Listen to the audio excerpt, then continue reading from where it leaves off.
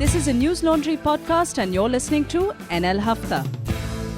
अंग्रेज अपना लगान और न्यूज लॉन्ड्री अपना हफ्ता कभी नहीं छोड़ते. Welcome to the last episode of Hafta for this year. And this is a Hafta where we have two very special guests for you who will tell us all about the many significant things that have happened in the last month, the last few days of the Parliament session, where apparently 11 bills were pushed through, and those will all be part of the headlines, which Jayashree will tell us. But before we get to the headlines, let me introduce our panel to you. In the studio are Raman, Kirpal and Manisha Pande. Hi. Our in-house editors. Joining us on the phone line from Chennai is Jayashree. Hi, Jayashree. Hi. Hello. And also joining us via Zoom are our two guests, Apar Gupta. Hi, Apar. Hi everyone. We are still dealing with this. The pandemic is not over. Yes. So Apar, he's a writer, lawyer. He's the executive director of Internet Freedom Foundation, and you may have read his piece in Express. Also joining us from Bangalore, I'm assuming on Zoom is Nitin Pai. Hi, Nitin. Hi, Abhinandan. So many of you would also be familiar with Nitin. He is a writer and a policy wonk. He is the co-founder and director of Takshashila Institution. In fact, many of his products who have done courses have also come here. And I must say, it's built quite a reputation for itself. An independent center for research and education in public policy. And Pai has written for The Print, for Business Standard and Rajasthan Patrika. And you also write, you have your own website, right? Yeah, I do have my website. That's to collect everything. But currently, I'm a columnist with Mint and Sakar. I see. So not with Business Standard and Rajasthan Patrika anymore. Okay, not anymore with them. So on that note, we shall get the headlines from Jayashree. But Jayashree, let's wish everyone a Merry Christmas and hope all of you get Christmas gifts from the News Laundry merch, because as you know, we take no ads. We are an ad-free platform. So not only will you be making someone happy by giving them some very attractive News Laundry merchandise, you will also be supporting journalism. And a very important announcement, and if my panel will just indulge me and allow me to say this, because this is an important thing. After the 1st of January, please listen very carefully. New RBI guideline is going to kick in on recurring payments. A new payment regime for online card transaction is going to take effect on the 1st of Jan. Many of you already know about it. Those of you who don't, basically the RBI has given directions where online merchants and payment companies need to purge the saved card data and replace the current system. So all your card, like right now if you shop on Amazon or if you even subscribe and do repeated subscriptions for News Laundry, all that ille hai. Like it's not ki bhai, now there'll be a unique token will be put for every transaction. So this means from the 1st of Jan, you will not see your saved card information on any payment service that you use, all the wallets, etc. This will impact our recurring subscriptions significantly, and we've already faced that hit once before. And it's going to cause some friction in renewing your subscriptions, dear subscribers. So to make the most of the next week before the deadline hits and shit hits the fan, and then we'll figure out how it has impacted us, we have a discount coupon for Hafta listeners. So use the discount code Hafta360. I repeat, HAFTA Hafta 360 to get a flat 20% discount on annual subscription plans, and subscribe while it's still easier to. So before the 31st, if you use this discount code and subscribe, you will get that 20% discount, and it'll also be easier for you till, over the next year we figure out how to deal with this. So on that note, Jayashree, let's have the headlines and we'll get quickly into the discussion. Okay, so the headlines of the week. Parliament ended a day early in what the government called a success, but the opposition said bills were rushed without debate. 11 bills were passed by both houses of Parliament. This includes the Farm Repeal Bill 2021. In the Lok Sabha, a bill was passed to link electoral rolls with Aadhaar. So this is something we could maybe talk about. After 2 years of deliberation, the Parliamentary Joint Committee on the Personal Data Protection Bill 2019 has tabled its report. This happened this week. In Karnataka, the cabinet has okayed an anti-conversion bill, which makes forced conversion a cognizable and non-bailable offence, among many other things. I think it's likely to be tabled today during the ongoing legislature session. Earlier this week, also in Karnataka, Congress MLA K.R. Ramesh Kumar controversially said, "When rape is inevitable, lie down and enjoy it." In Goa-related news, the Congress has been reduced from 17 MLAs to 2. Meanwhile, Arvind Kejriwal has said that Trinamool Congress is not even in the race, and I quote, for the upcoming assembly election. In Punjab, there have been 2 lynchings in 2 days following accusations of desecration. The first was at the Golden Temple, and the other was at a village gurudwara. Also in Punjab, in Ludhiana, 2 people were killed and 4 were seriously injured in a blast inside a crowded court complex. Meanwhile, an SAD leader, Bikram Singh Majithia, has been booked in a drugs case. This has been described by Punjab Congress Chief Sidhu as the first step against the drug mafia. And important to note, this was done by the central government, not by the state. This is by the narcotics department. The union government has done this, who were a former ally of SAD. So, and we lost your audio when you mentioned the village where the desecration happened. It was Amritsar, and the second one was? I said village Gurudwara in Kapurthala district. In Kapurthala, correct, right. Yeah. On Monday, the Nagaland Assembly unanimously adopted a resolution demanding the repeal of Hafta during a special session. This came after many protests took place in the state. In Gujarat, violent clashes took place during an AAP protest outside a BJP office. 70 people have been arrested so far. In bad news, India has recorded over 236 cases of the Omicron variant of COVID. This is across 16 states and union territories. The Kerala High Court has dismissed a plea for removing the Prime Minister's picture from COVID vaccine certificates. I think he said we should be proud of our Prime Minister. And it is our duty to... Like Priyanka Gandhi has said BJP leaders and government officials are involved in the Ayodhya land scam. She has demanded the intervention of the Supreme Court. And in slightly happier news, a Madras High Court judge has said, let's learn to laugh. He said perhaps we should amend our constitution to say citizens have a duty to laugh. So, yeah. Right, and those of you who are hockey enthusiasts, India beat Pakistan 4-3 in a rather thrilling match to get the bronze medal in the Asian Championship trophy. So let's get to the parliamentary proceedings first. So Nitin, if I may come to you first, we'll talk about the specific bills a little later, but I know, you collect a lot of data. You've been a keen observer of policy and therefore, I guess, how bills are passed. I have this data point which I have quoted ad nauseum. On the 23rd of December 2008, the UPA passed 17 bills in 12 minutes. And I remember that time many of us were extremely critical of it. And 179 people spoke in 5 years in that parliament. Was 66A among the bills that were passed in one go? Wasn't that no, also? I think 66A didn't come in 2008. It came in much two, later, UPA yeah. 2. But that was also without any discussion, right? Like some 7-8 I think even minutes. SEZ bill was without discussion. But what does the data say? We see what the Mahal says, but I mean, and if you want to just guess, that's fine as well, because you may not have the data handy just now. But the passage of bills, does it go through parliamentary committees? Is that the accepted norm? Or have most significant bills gone through this way? That is one question. The second, do you feel that parliament is becoming irrelevant when it comes to how laws are made in this country? Virender, I think this is the end of the year, so I want to indulge in a little more of serious thinking. And if you ask me seriously, I think the best way we can make laws in this country is by arm wrestling. We just get 4 representatives or 5 representatives from each of the parties, say, okay, your BJP, your weightage is so much because you have so many seats in parliament, your Congress, so you have 80, so your weightage is 80, and some guy has just 1, so your weightage is 1. Now all of you do arm wrestling or do tug of war, or do some feat of force and strength. Why do you want to just get through this noisy, cacophonous, absolutely ridiculous spectacle of debating things in parliament, right? So I think the idea that you have parliament, which is a deliberative institution meant to reflect on legislation, look at the constituents' interests. We have 545 constituencies, maybe in the, roughly in the Lok Sabha. So each constituency has about 10 to 12 million people. So, are you voicing the concerns and the interests of those constituents? Let's throw, all this fiction out of the way, because this is not happening. And it's, as you pointed out, it's not been happening for some time. And it's not just the union legislature, but you'll also look at the state governments. That's a travesty, right? Very few people look at what happens in state legislatures. Do they meet at all? Right? And when they meet, how many bills do they pass in what time? Right? And this is a story which has been going on roughly since the mid-80s.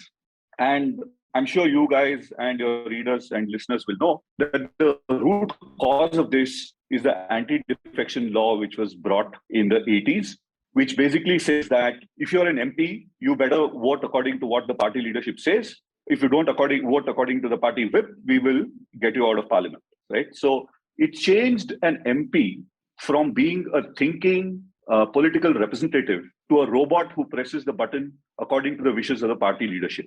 The stated objective at that time was to stop what the Ayaram, Gayaram kind of, someone votes this way one day, this way the other day.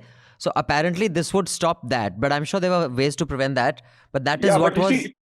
So when you muck around with, constitutional apparatus and machinery, you will have consequences, right? And it so happens that you have consequences today where, really, whether you summon parliament or not, whether parliament deliberates something or not, whether it goes to the committee or not, by and large, as a macro picture, it really doesn't matter here. So I think from 22 onwards, I think we should do arm wrestling. I think it will be far more interesting, or maybe kabaddi, because that's Atmanirbhar, right? That's very Indian. So let's do kabaddi with the number of players in the teams changing according to the number of votes they got in the election. Right. Okay. We'll come back to specific bills also, but Apar, on this issue, on specifically how generally bills are passed, Yes. Would you like to draw a distinction between now and earlier, or is it just that these guys are, they look a lot more bullies, but the procedures are pretty much not very dissimilar to earlier regimes?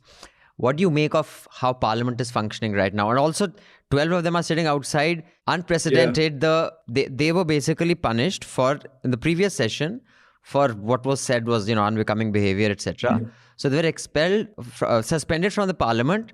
But that suspension has been brought to the winter session, which has never happened before, because that sentence should end with that session. So that also happened this time. Yeah. So a lot of peculiar things have been happening in Indian Parliament. And here's the thing, Abhinandan, a lot of people, like a fan base, by fan base and trolls on Twitter, basically think that we level a greater degree of scrutiny on this government because we don't agree with its politics, etc. And that's not correct, because let's bring some data here. Okay. And let's just look to it from a very non-partisan institution, which is PRS Legislative. And it was with respect to the monsoon session of Parliament, which happened late last. And what they were looking at essentially was the number of bills the government introduced and how many were referred to the standing committees of Parliament. Just to break this down for listeners, basically the government introduces a bill. It says, we think this is right, please pass this. Quite often, members of the opposition don't agree to it. They don't have the numbers to defeat the bill, but the government basically takes in those points of view, because also remember, each member of opposition is basically a representative of a constituency. They've won an election, okay? They represent a large number of people. So to keep that unanimity and also to bring in diversity, and diversity adds foresight, they send it to a standing committee of Parliament. There are various standing committees and they look at these bills. So what does the data say here? PRS data shows that in the first term of the Narendra Modi government, 25% of the bills introduced were referred to committees, quote unquote. The figure, however, is much lower than 71% and 16% in the 15th and 14th Lok Sabha respectively. The Manmohan Singh-led UPA government was in power in the 15th and the 14th Lok Sabha. And what's happening right now? Till the monsoon session of Parliament, 1 in 5 bills was only sent to such kind of standing committees, which is like in terms of 82 bills, only 17 were sent. And a lot of standing committees are also headed by members of opposition. And they don't wear those party hats there. So it doesn't matter if you're from BJP or the Congress. The basic objective is, let's all get our views in together, give certain recommendations for side. Because otherwise, it's just a government ministry drafting the bill and then the minister presenting it to Parliament. And then due to that majority, it passing through and becoming law. And potentially somebody like me, okay, a busybody, goes to court and challenges it, it gets struck down. This is so inefficient, right? So it can be better. This is the value of deliberation, and the data is telling us this is not happening. The second thing, very quickly, I'd just like to point out is that the government also, and not only the government, I would say even the houses, the Lok Sabha and the Rajya Sabha, and specifically the Speaker and the Secretariat, have been tom-tomming this efficiency. How many laws we are scrapping, how many laws we are passing. And that's a data point we need to be a little much more careful of, because as Chakshu Roy from PRS again reminds us, the recent monsoon session of Parliament is proof that speed of passing laws trumps their rigorous scrutiny in our legislative process, and etc., etc. He goes, the repetition of such legislative function is appalling, especially as both government and Parliament continue to make the same mistake. End of quote. So I'll just pause here, Abhinandan. But from the data and expert opinion, it seems all is not well. Yeah, that shows an unhealthy parliamentary system, which is what was envisaged. Now, if you want to change that, that's a separate matter. But before I open this out to the rest of the panel and who can give us their views on, just how Parliament has functioned and the highest points or the low I just points. had a question of you that you were pointing out all the bills that were passed 2008. by UP. What was the media coverage like back then? Like, did it get enough pushback? No. And BJP, being quote unquote obstructionist in Parliament, protesting against the government. What kind of coverage did that get? Because there's also the thing that with the way the BJP or the current government has been in Parliament, there's widespread endorsement among large sections of television media at least. And the opposition is blamed for being an obstructionist force. And this is 2008, so we're talking about the first few years of television news. Yeah. So things are not as insane as they are now. Also, I think it wasn't this BJP. The BJP was kind of asleep. It wasn't smelling blood the way this one does. I've spoken to many BJP leaders and I'd like to know Nitin's and Apar's, if you have had any such interactions or conversations. Many of them who may not necessarily endorse the insane agenda that we see in these meetings of, let's kill minorities type of things that Ashwini Upadhyay was a part of. And basically the question that I was putting was that I remember the RSS and very senior RSS people at the time were very unhappy with Atal because Atal was becoming bigger than the RSS. That no one becomes bigger than the RSS. You cannot, like the way he can, Govindacharya was removed overnight and you could not cross him. Even if there's dissatisfaction with Modi becoming bigger than the RSS, they have never faced this kind of power before. They've never tasted it. They actually can get a temple made in Mathura, Kashi, Qutub Minar, wherever the hell they want. So they are not going to risk that. So, they're saying, let's go full insane. So I think that makes a big difference. But, something that's been much in the news is this, what's his name? Joe Manchin, I don't know how you pronounce it, the US Democrat, who's blocked Biden's Let's Build America Better bill. One Democrat, their party only, because they have like 50-50 majority. It's 50-51, whatever. He is not voting with his president. I think it's a $3 trillion bill that this guy wants, out of which only 1.2 they're approving. So one guy who's a Democrat has blocked the bill. Is that a good thing or a bad thing? Nitin? See, I think I wrote about this in the context of Nagaland and APSPA. This whole, and I think your Jayashree mentioned APSPA in the news readout. See, I think whether APSPA should be employed or not it's a debate, but it's very much a red herring. It's a red herring because what you're really up against is a very asymmetric federal structure. You mentioned the US, right? And Rhode Island, which is one of the states of the United States, it has, I think, 1 million as a population. And I think the area is probably Lajpat Nagar in Delhi. It's just as big as Lajpat Nagar or slightly bigger. And it's a state of the union. It has 2 senators. California and Texas, which are probably a godzillion times bigger and have 100 times or 1,000 times more million times more population, have 2 senators.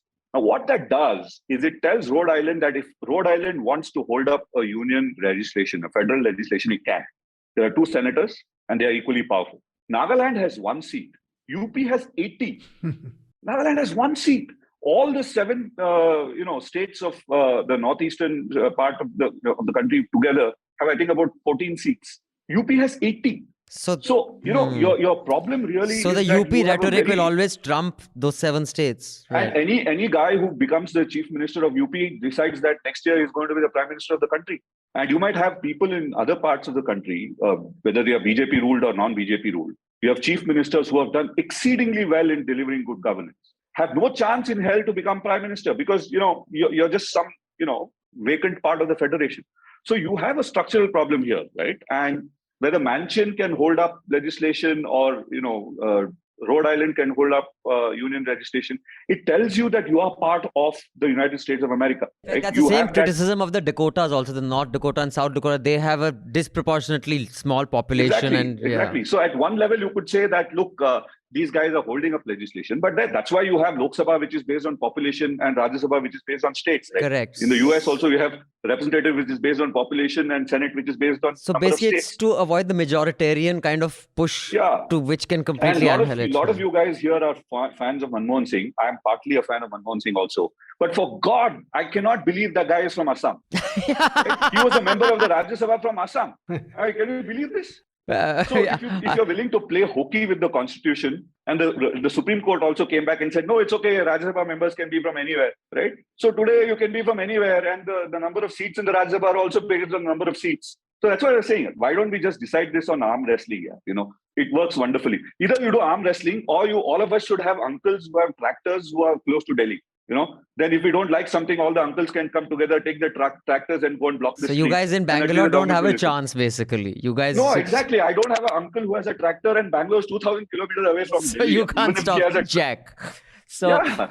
okay. So, Jayashree, your take on this whole thing, but just, I don't know about, I will not speak for. We're not fans of Manmohan Singh. I was, I've surrounded his house here. I've spent a night at Tughlaq. I would never dare to do that with Modi.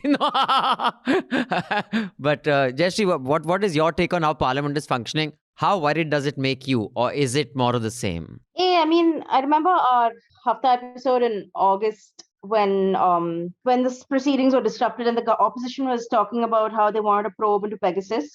And at the time, I remember we were having this discussion on, oh my God, like, should they be so obstructive? After all, shouldn't other things we talked about? But then we went on about what is the point of calling India a democracy? It's a joke. What is the point of a parliament if the government refuses to agree to a conversation? And now what? It is 6 months later, 4 months later, and we're having the exact same conversation. So am I disappointed? No, I'm not surprised. But I think Parliament has become like a theater for the BJP. Like, they cherish the notion that they're taking part in the idea of a democracy. They pay lip service to parliamentary procedure, but actual functioning doesn't happen. Bills are rushed through without referring, without debate, without discussion. Opposition members are suspended. It's very much in keeping with this entire governing ethos, which is like a one-man government or perhaps a two-man government.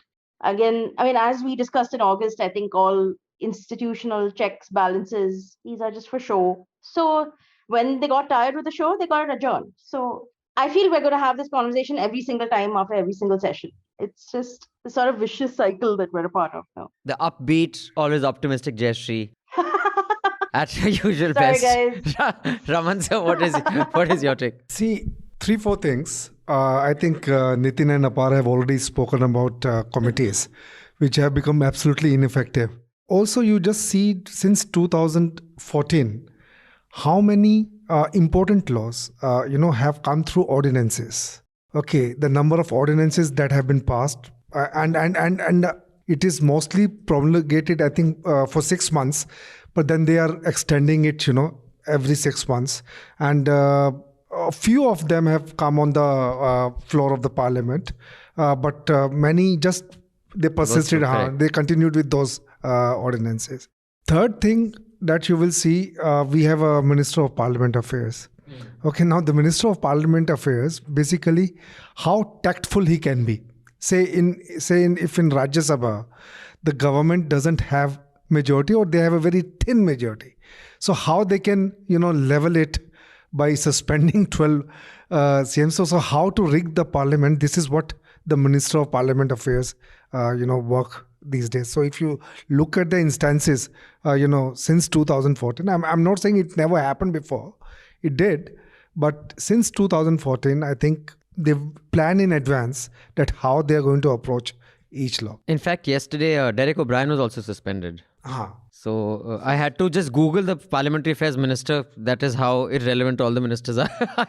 I didn't have his name at the top of my head like I used to. Bhardwaj, when he was Law Minister and he was Parliamentary Affairs Minister also under UPA, right? Right, and the Parliamentary Affairs Minister is... where is it? I'll just come to me. But yeah, you go ahead. No, Minister... And now I think speakers are also... Yes, it is Prahlad Joshi, right? Of course. Speakers are not that... look at the kind of speakers that we had. Somnath Chatterjee, the kind of speakers we had. Somnath was probably... although he was really criticized for not casting that key vote, I remember. Or he cast it and didn't cast it. I remember there was this major criticism around that.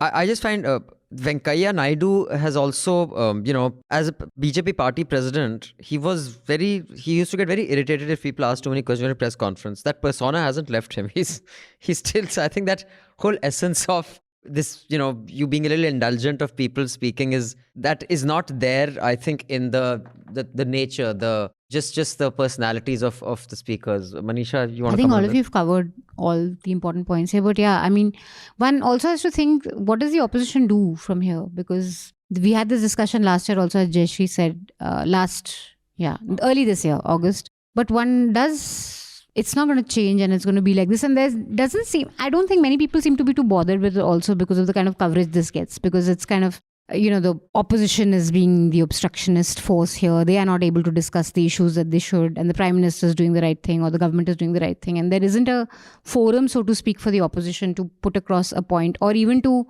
communicate to the public why it is opposing a certain bill. And also, this doesn't make the noise in prime time, which is a disproportionately small amount of people are watching it, but it has a outsized impact on decision making. Prime time debates are on who tweeted what. It's not really on what bill. Yeah. Even if you look at newspapers, I'm wondering how many newspapers use the word bulldozed through or said or used passed. Were these bills really passed? Yeah. So there's I really... think Hindu uses bulldozed quite a bit. Yeah. Yeah, Nitin, go ahead. I want to blame the opposition here for lack of imagination, right? Look, you are up against an adversary in parliament who is what it is, right? And you know this for the last several years. You know how much strength you have. You know how much you can get away with making noise. And you know that there is no additional advantage in making more noise and, showing things and throwing things around.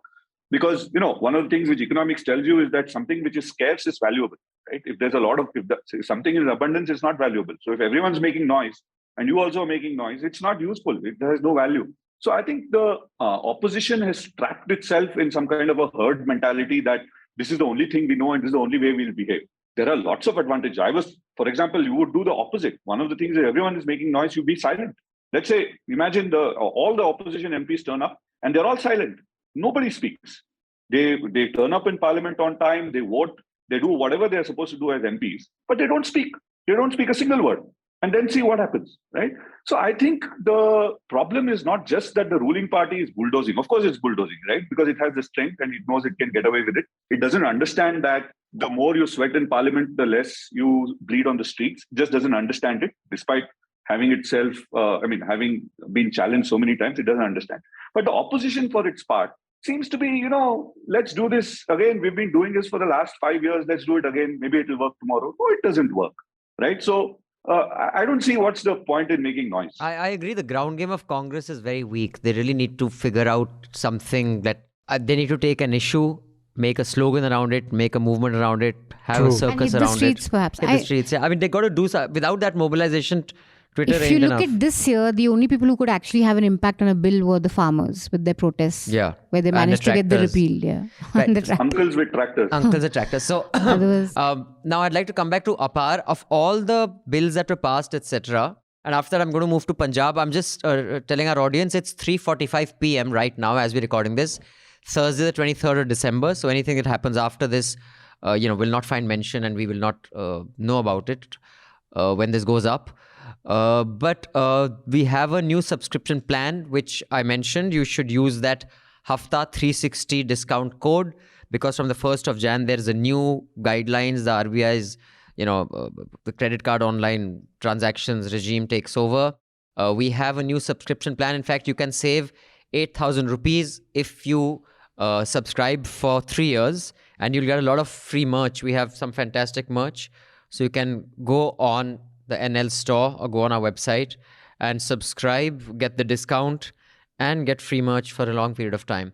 Now, Apar, out of all the bills that are passed, and I'm sure it's not an easy one to take a pick on, but why does this particular bill worry you so much? What are the implications? And I believe at least one former election commissioner has welcomed it, saying that it will eliminate duplication of votes that, from two places. And specifically what this electoral reforms bill does is it, on the floor of the House, Kiran Rijiju said that it's not compulsory to link it to your Aadhaar card and your voter ID card. But apparently the way the bill is worded, it leaves it to the government as to under what circumstances you don't have to. And I'd like to add that they said the same thing about Aadhaar and passport. They said the same thing about Aadhaar and driving license. But no matter where you go with any ID that nahi Aadhaar lai hai.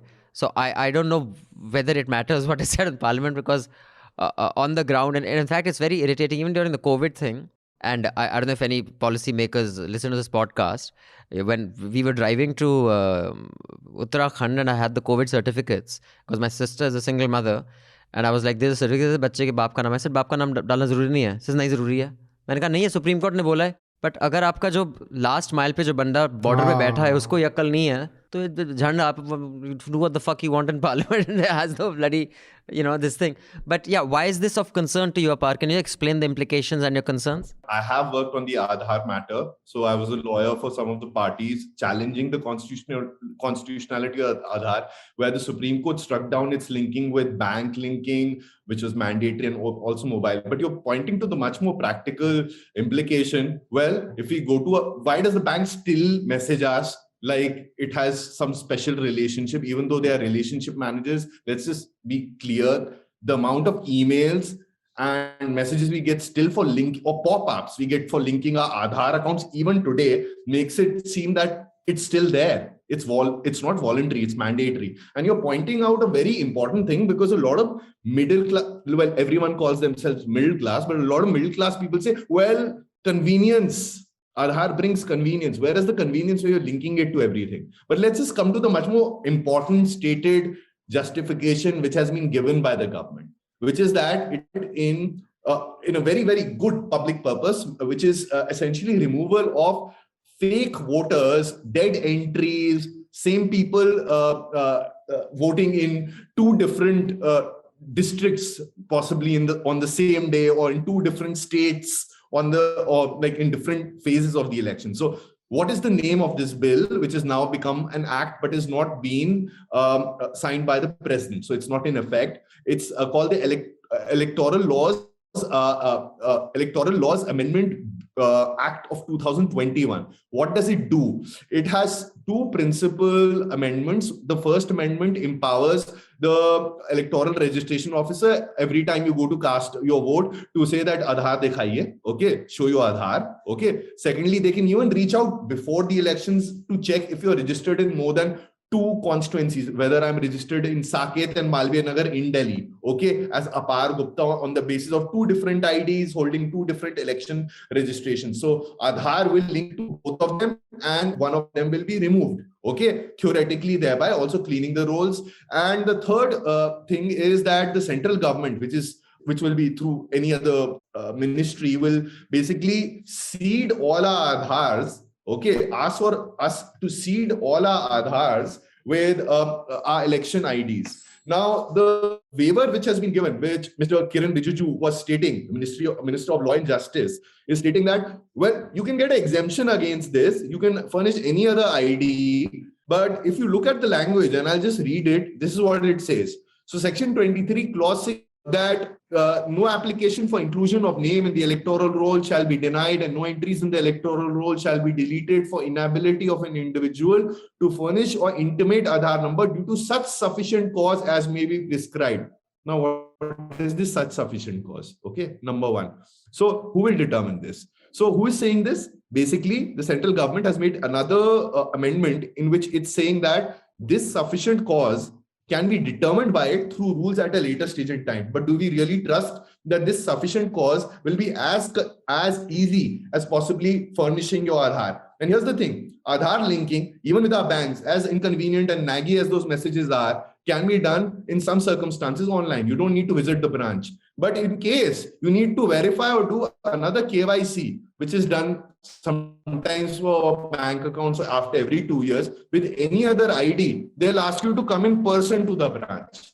Okay. And for a lot of people, that is the difference between Aadhaar being the default or the other ID being an actual viable choice. So, for instance, if a passport or a driving license is being asked to be verified against your electoral roll, you have to go physically to the electoral officers with a notarized copy, etc. Who will do that, right? So it won't be truly voluntary. Aadhaar will be seeded. But why are people like me angry? Why am I talking in such an excited way? Two basic issues. The first issue is placed in the bucket which is called exclusion. A lot of people will get excluded because prior experience has shown when you link the Aadhaar database to a pre-existing database, legitimate, real people get even their single entry for ration struck off. This is noted not as per civil society activists, but in the 2019 National Economic Survey, which says there's exclusion of 8 to 12%. Now, what happens even if there's an exclusion of 4 to 6% of actual people in the electoral rolls? It basically swings the entire election. Now, even though the CSDS Lokniti 2019 post-poll percentages show that NDA got 44%, UPA got 26% votes, State elections are often marginal. For instance, in Odisha, BJD got 42% votes and BJP got 38% votes. And this differentiated in constituency level, the winners from the losers. So if 4 to 6% people are deleted, what will happen? And this is an actual practical instance which did happen in Telangana, where close to 40 lakh people were deleted. We do not know what would be the outcome of the elections. Probably it would not change, but 40 lakh people were deleted, and a lot of them were real voters who went to the polling booth, and their news stories, and people can look them up. The second bucket, very quickly, is political targeting. Basically, when your Aadhaar is also seeded with your voter ID, in addition to Aadhaar being a common identifier for other government services, it basically increases the level of data exchange which can be facilitated if that data is leaked at any point in time. Now, these are not only fears. In fact, the Madras High Court has noted that in the context of elections which are held in Puducherry, a political party used Aadhaar data to actually target voters and ask them to join the WhatsApp groups which are canvassing and organizing for that political party. This is BJP. And UIDA is arraigned as a respondent in that case. The Election Commission is arraigned as a respondent in that case, and so is that political party, the BJP. People can look that up. This is an order passed by the Chief Justice of the Madras High Court this year, I think in June. Okay, so I'll stop here. But Abhinandan, this is a very concerning thing which has happened in Parliament. So it can have profound impact on just voters and voter suppression, which is also a big issue in the US, incidentally, right now. In fact, my recommendation has also got to do with that. But Nitin, if you want to... Yeah, sorry, Jayashree, go ahead before I go to Nitin. Could I ask a quick question? Sure. I just want to ask, so I know that how does this address the issue of non-citizens? Because I know non-citizens can get an Aadhaar card, right? But obviously a non-citizen cannot vote. So they don't have to link anything. Does this also lead to even more confusion with the passage of this? Yes, the very basis of the Aadhaar database, as Professor Subhashish Banerjee has written in the Indian Express today, is 182 days of residence in India. It is not the certification of citizenship, and citizenship is the basis of our right to cast our vote, which is verified. Okay, exactly. So you're completely right, Jayashree. But unfortunately, when this bill was introduced, when these objections were put by members of Parliament, Lok Sabha, the debate was wrapped up in 40 minutes with a voice vote, and this bill was passed. So we don't know what's the answer. No, I see it as a larger conspiracy. I mean, if you could not, exclude people, the exclusion didn't happen through their CA Act. So they have brought this particular... In fact, that circularity of logic is what Apar said. Even in CA and NRC, it is Indian citizens need not worry, it won't impact them. But who's an Indian citizen, we'll tell you. So there was that circularity of logic which is there here also. You don't have to, it's not compulsory to link it, but the circumstances we'll tell you. So, but yeah, Nitin, if you want to weigh in on this before we come to some questions on Karnataka that our panel will have for you. But yeah, on the passage of bills and this specific one, you have any views? See, it's back to the same story, that look at the farm bills. I think the farm bills were necessary, and much of what they actually tried to achieve was necessary for India's progress, right? For the farm progress itself. You just have a lot of people in very low productivity traps and in Parliament. It just so happens that in agriculture, it just so happens that they were asked to trust an unknown God. Right? It's a known devil versus unknown God. And, and you just rammed this through Parliament. You didn't really sweat it out. You didn't even, 50% of the people of the country are in farming. So you would have had a national level consultation to get people on board to say that this is actually good for you. Consult, give and take, and then bring in that legislation and take it through Parliament. But you sort of railroad it to Parliament. And people are just unwilling to trust this unknown God, right? They say rather stay with the known devil. And then they'll have uncles and tractors to show, right? So ultimately what you had to do, you had to roll it back. So I won't be surprised if this particular legislation also goes the same way. I don't think it might be specifically tractors and uncles, but it will be, if you're depriving people of the right to vote. Courts may step in. At one particular level, if you're depriving people of the right to vote and you're doing this at a scale which is large enough, you're going to have a pushback, right? So I think the unfortunate story here is that Parliament and parliamentary processes exist for a reason, to build consensus, whatever it is. Apar and I can have different views on the bill, But we are not MPs. It's not for us to legislate. Right? The point is, you must think about all of this when you're legislating. But when you railroad it to Parliament, none of this happens. And then when you have to, face the people, and people do weird things with legislation, and then you're caught out there, and you have to defend yourself, and then maybe you have to recant because something else happens, right? So we're just going deeper into this territory of legislation by fiat, non-consultation. And even if the content of the legislation is good and necessary, right? And who is to say, I mean, this is a philosophical problem. Who is to say that the content of the legislation is good or bad when you've not even discussed it in Parliament, right? The test of good and bad is actually parliamentary discourse, not what you, Nitin or Apar or Abhinandan think. Right. So before we move to Karnataka, Manisha, you have anything to add on any of these elements of the bill passage, the specific bill? Anyone has anything to add on this? I think we can move on to Karnataka. Because Karnataka also has some serious legislation happening, and not just that, the action on the ground is significant. So we have had people on the Hafta from Karnataka in the past as well. But in fact, most of them have been like reporters. Nitin is the first time I think we're getting a policy expert, a think tank, someone heading a think tank. So it'll be interesting to have his view. So one is, I'm going to ask you a general question about Karnataka, and then you can tell us about this particular anti-conversion bill, which is causing huge amount of headlines, and there are churches under attack. I personally believe these are just dog whistles for the cultural agenda, which was always the agenda for the BJP. I don't think they ever had an economic project. There is no economic project in my view. But in the south, BJP has found it very difficult to make any sort of dent in Kerala, Tamil Nadu, or Andhra, Telangana, Simandhra, however you want to split it up. But Karnataka, they have made significant gains, ever since the past, the whole South cannot be touched by BJP kind of narrative was there. But this is the only place they've actually really made a significant impact. What is it that separates Karnataka from the rest of the 3 or 4 states of South, where BJP can make an impact and the others they can't? And this particular bill, what is your reading of it, since you do, I'm sure, scrutinize bills and figure out the goods and bads and other alternatives? What distinguishes Karnataka from the other southern states? I think the quality of the sambar. I think we do it much better. I don't agree. But seriously, I think it's to do with the fact that Karnataka is, it's at the margins of what is the southern belt and the rest of India, right? So in that sense, it's a marginal. Marginal in the technical sense. And you would see that the northern parts of Karnataka are very different from the southern parts. They were cobbled together from different parts of pre-colonial, pre-independence India. So the politics is very different. The coastal belt is different. The southern Karnataka belt is different. The northern belt is different. So I would look at it as, I'm not an expert in politics and electoral politics, so I wouldn't know. But I think the texture of the state is that Karnataka has very strong regional differences as compared to Tamil Nadu or Kerala and other places. On the conversion thing, there's a broader point here. The broader point is that most of our political leaders and MLAs are no longer leaders, but actually followers of the public mood, right? At one point, we had leaders. Leaders, as in say, like, look, you have the courage to say, look, this is wrong. We won't go in this direction, right? We don't have those kind of guys anymore. You only have people who follow the public mood, and they'll do whatever is publicly acceptable, popular, and so on.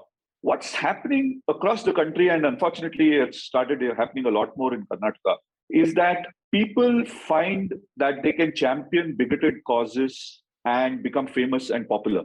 And the political system is unable to stop them. Now, many of the people in the BJP government in Karnataka, whom I know personally, are very decent guys. I wouldn't think that on their own they would champion something like anti-conversion or attacks on Christians or any of those things. On their own, they wouldn't. But here you have a situation where there is a lot of popularity amplified by social media, amplified by the national media, which emphasizes bigotry, right? There are rewards to bigotry. And the political leadership and the political class just stands behind them and says, okay, I don't want to lose face, or I don't want to lose points by being seen as anti-Hindu or anti-Hindutva or something like that, right? So that's the game which is going on, and you can't stop it. And again, I'll come back to federalism. I don't think any chief minister of any state thinks in terms of that state anymore. All of them think in terms of being satraps of the political party in the union, right? So whether you're Congress or BJP, there's a high command, and you're actually an apparatchik of the high command more than a very proud leader of the state. I mean, compared to even 25, 30 years ago, chief ministers of states had status, had some amount of gravitas and self-respect to say that, look, I represent this state. I'm a very important player. In fact, one of your chief ministers went on to become prime minister as well. Yeah, and I think he was a very good prime minister. Deve Gowda, if you ask me, was one of the better prime ministers of the last 15 years. In fact, I saw this presentation. I think it was Ruchir. I keep messing up Sharma and Gupta. Who's the guy who was who does the data? I think Morgan Stanley. He was the head. Ruchir Sharma. Sharma. That's Ruchir Sharma. That the numbers of whether it is growth figures, any metric that you see, basically was busting this myth that coalition prime ministers are underperformers when it comes to growth data.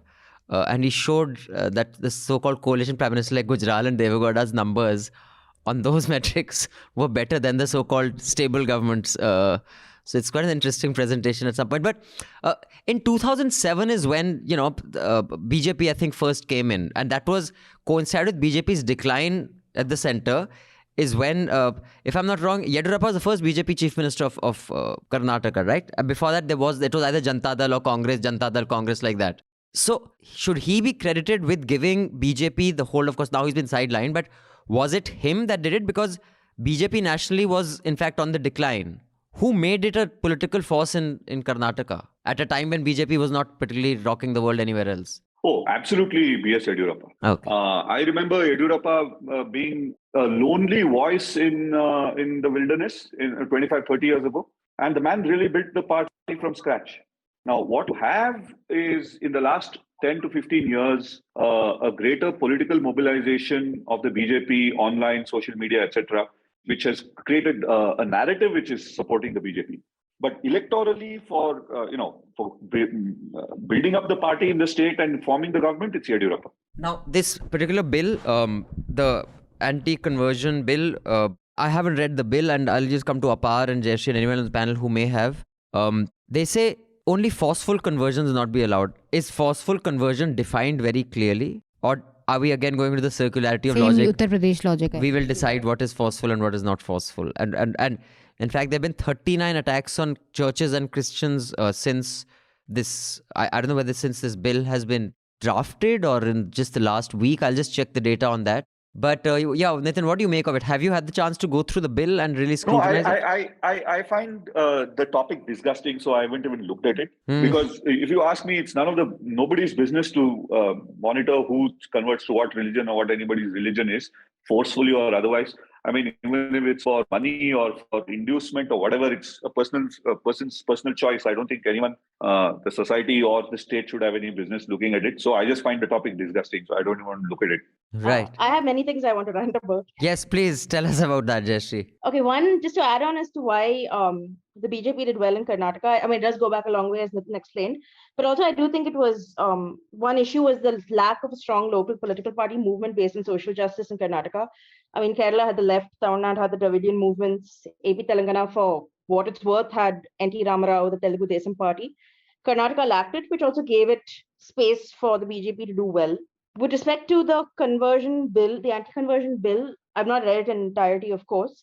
But yes, like Nitin said, it's just repulsive, the idea that it thinks it can intrude on something so personal. So it talks about allurement for conversion, which could include anything from a gift, from a promise to get married, from threats of divine displeasure. I mean, I think the phrasing of it itself is quite vague. You see, threats of divine displeasure is also forceful conversion. I think that fine mention it as well. It says better lifestyle, divine displeasure, or otherwise, as among the promises that could be made to induce a person to convert. Also, complaints can be filed by anyone, can be filed by family members of a person who's converted, can be filed by any other person who is related to the person who can be converted. And also the terms of the conversion itself. Like, so suppose I convert, within the next 30 days, I need to submit myself to a district magistrate. If I do not appear within the district, in front of the district magistrate within that time period, then my conversion is deemed null and void by the district magistrate. It is just a number of insanely bureaucratic steps. So something that is a very personal choice for a lot of people. And if you do not inform authorities of your conversion, you have a prison term of, I think it's 6 months to 3 years. For the person who is converted, for the person who carries out the conversion, the prison term is 1 to 5 years. 10 years, I think. So Yeah, 10 it's years is just- the maximum. Maximum. yeah, 10 so years it's and 50,000 multiple rupees. levels of very shitty things contained in that one bill.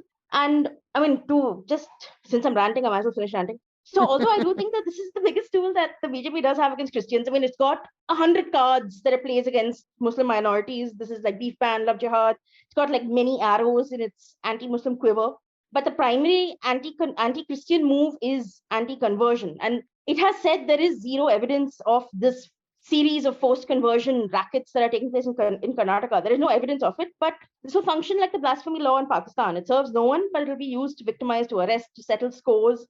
And it sort of institutionalizes this kind of violence. And we have to remember that this entire stream of attacks on churches in Karnataka started with the announcement that this bill was going to happen. This was, I think, in September when they ordered a survey of churches and priests. And that was followed by conversations on tabling this anti-conversion bill. I mean, a church was literally vandalized at 5:30 this morning. Yes, I think they broke the statue. I saw the pictures of that one, yeah. And this is happening in a country. Sorry, I'll finish my rant in like a second. This is happening in a country where like we are tracking down people who are tweeting and posting Instagram stories about Bipin Rawat, who may have called him a war criminal, and we are arresting those people. Meanwhile, a man chased a priest with a machete down the streets of some place in Karnataka, and this was after attacking a church or a congregation. But nothing happened.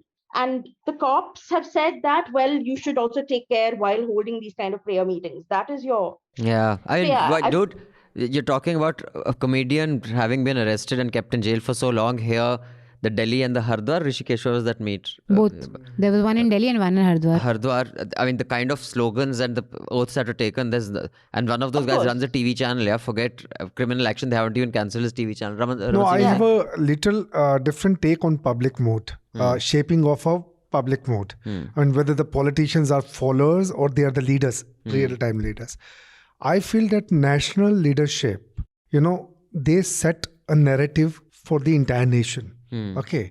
And in that narrative, the peripheral organizations or like RSS, Bajrang Dal, they started shaping up the public opinion. So this was nationalism on the communal lines. Okay. So that was the narrative. And these people, they were the ones who shaped up the public mood. After that, the MLAs and chief ministers, of the ruling party at the national level, they become the followers.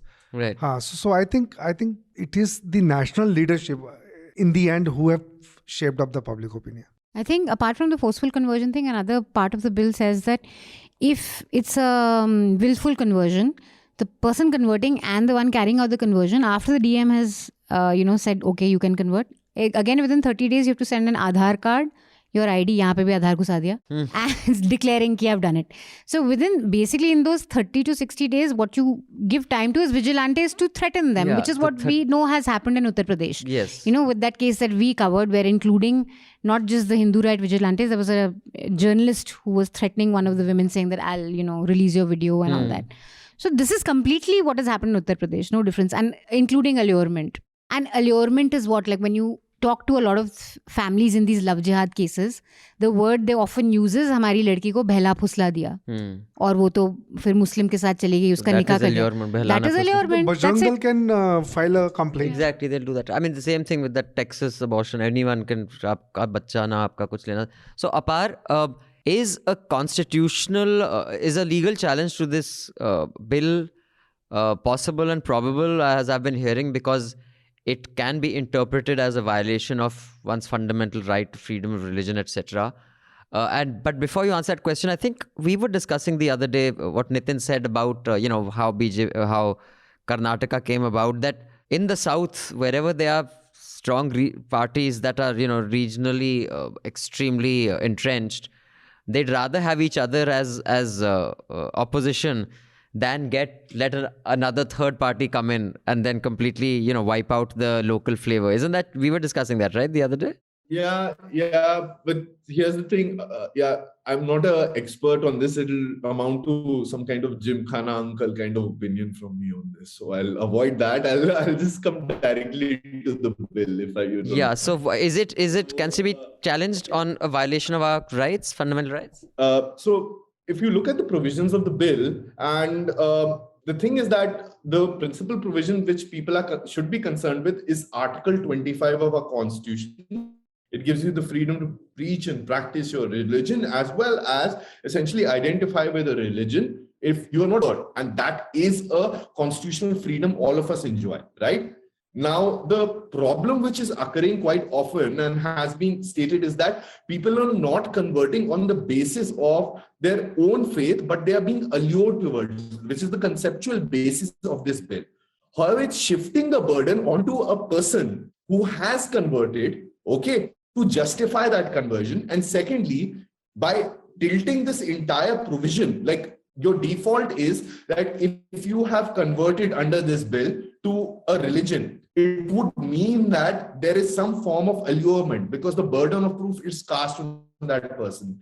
So I think there are very strong constitutional grounds to challenge it. I've also seen a PUCL fact-finding report, a joint statement by several Karnataka groups, and I believe a legal challenge will be filed if it's not already filed against this.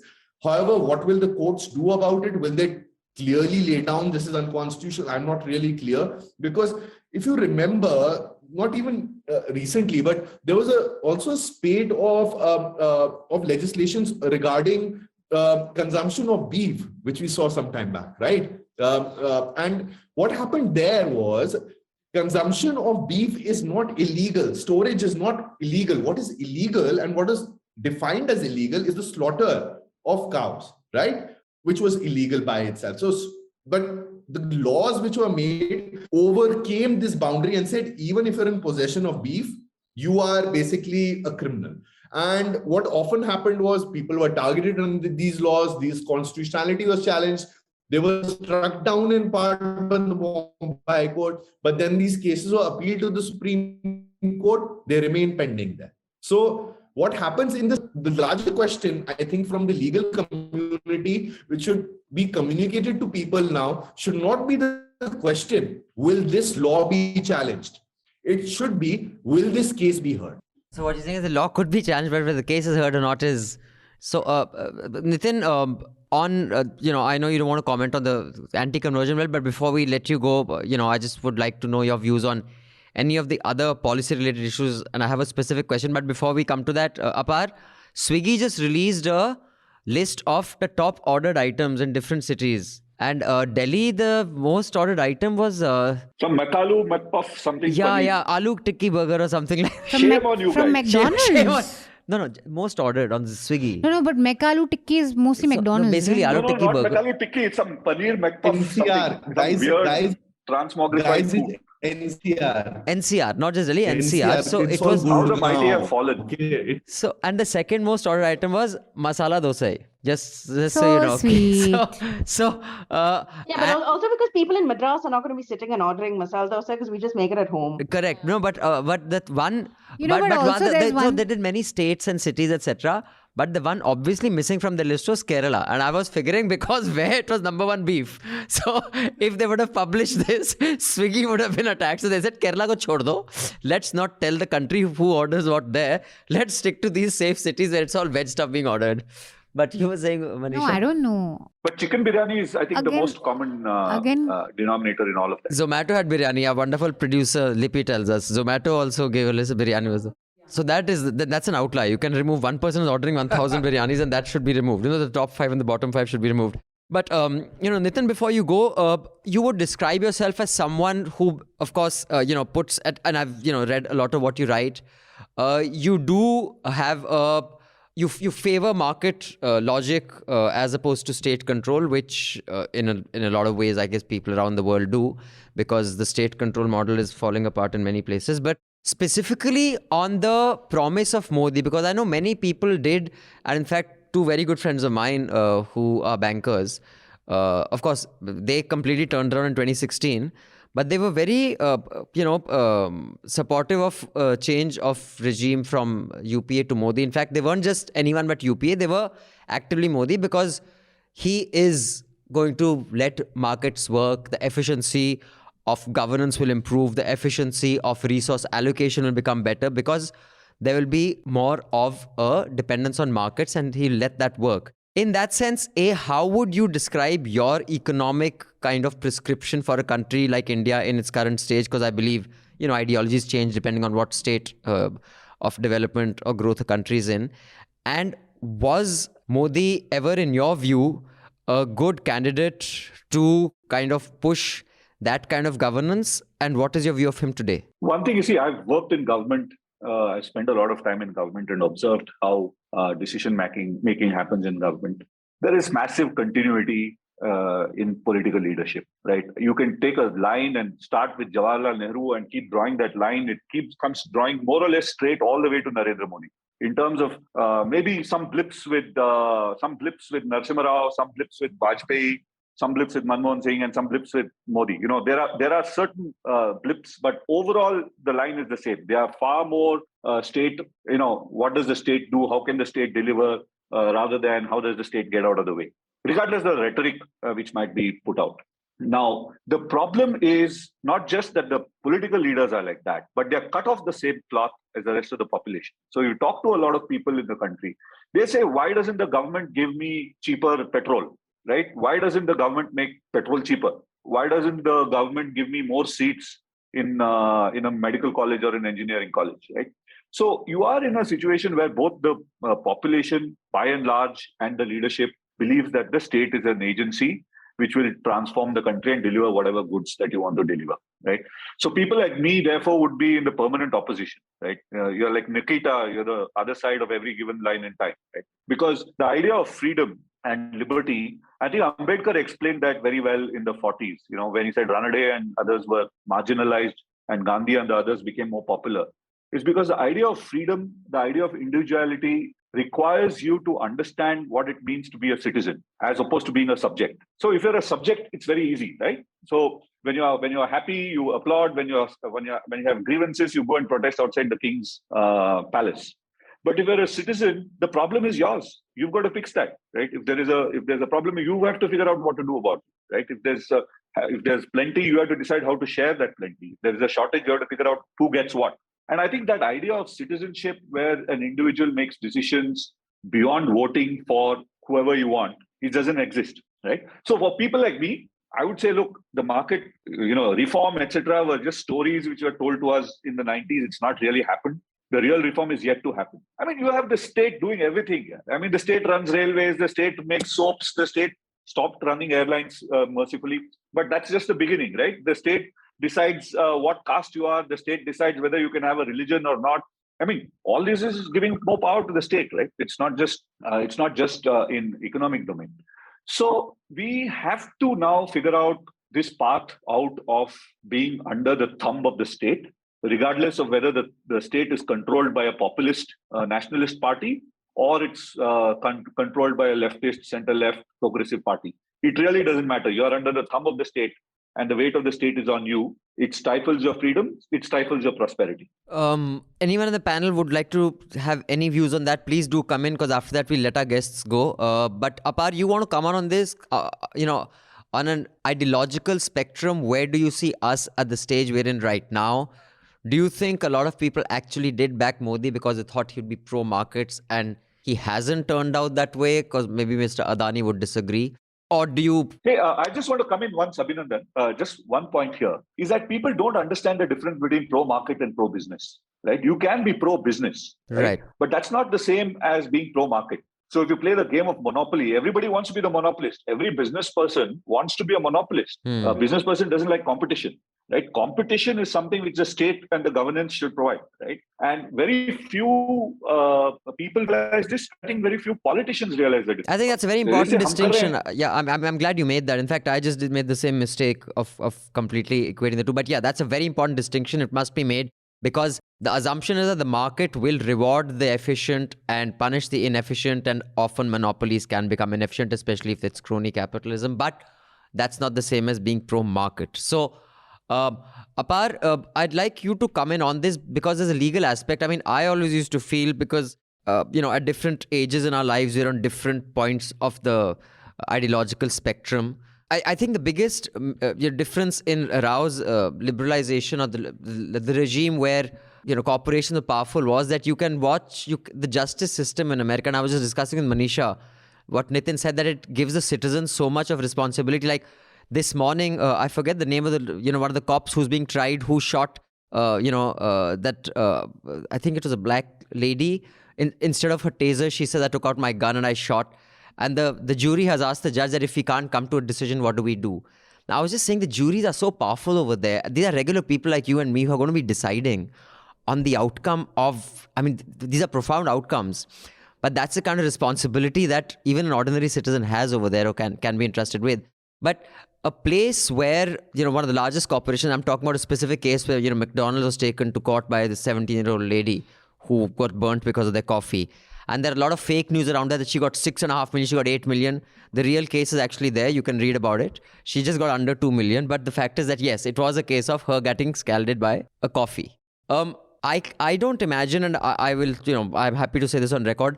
I have had collection agents of one of the largest corporations in the country come to my office about 10 years ago. Of course, they thought you can come to Delhi and threaten someone with parting with money when it's not owed. They learned otherwise, that is not possible. But the fact is they could do shit like that. ICICI Bank was pulled up for doing shit like that.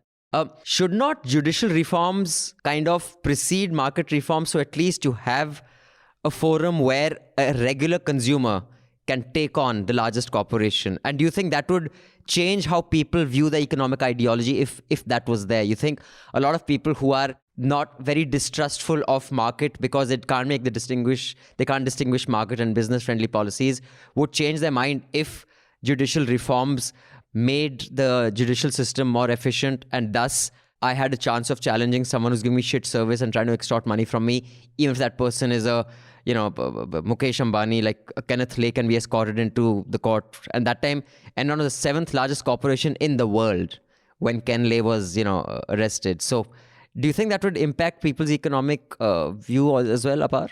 I think to some degree, inefficiencies in court processes have led to a great degree of distrust from what is the state capacity to deliver on its promises. So if it picks up a duty, it should do that efficiently.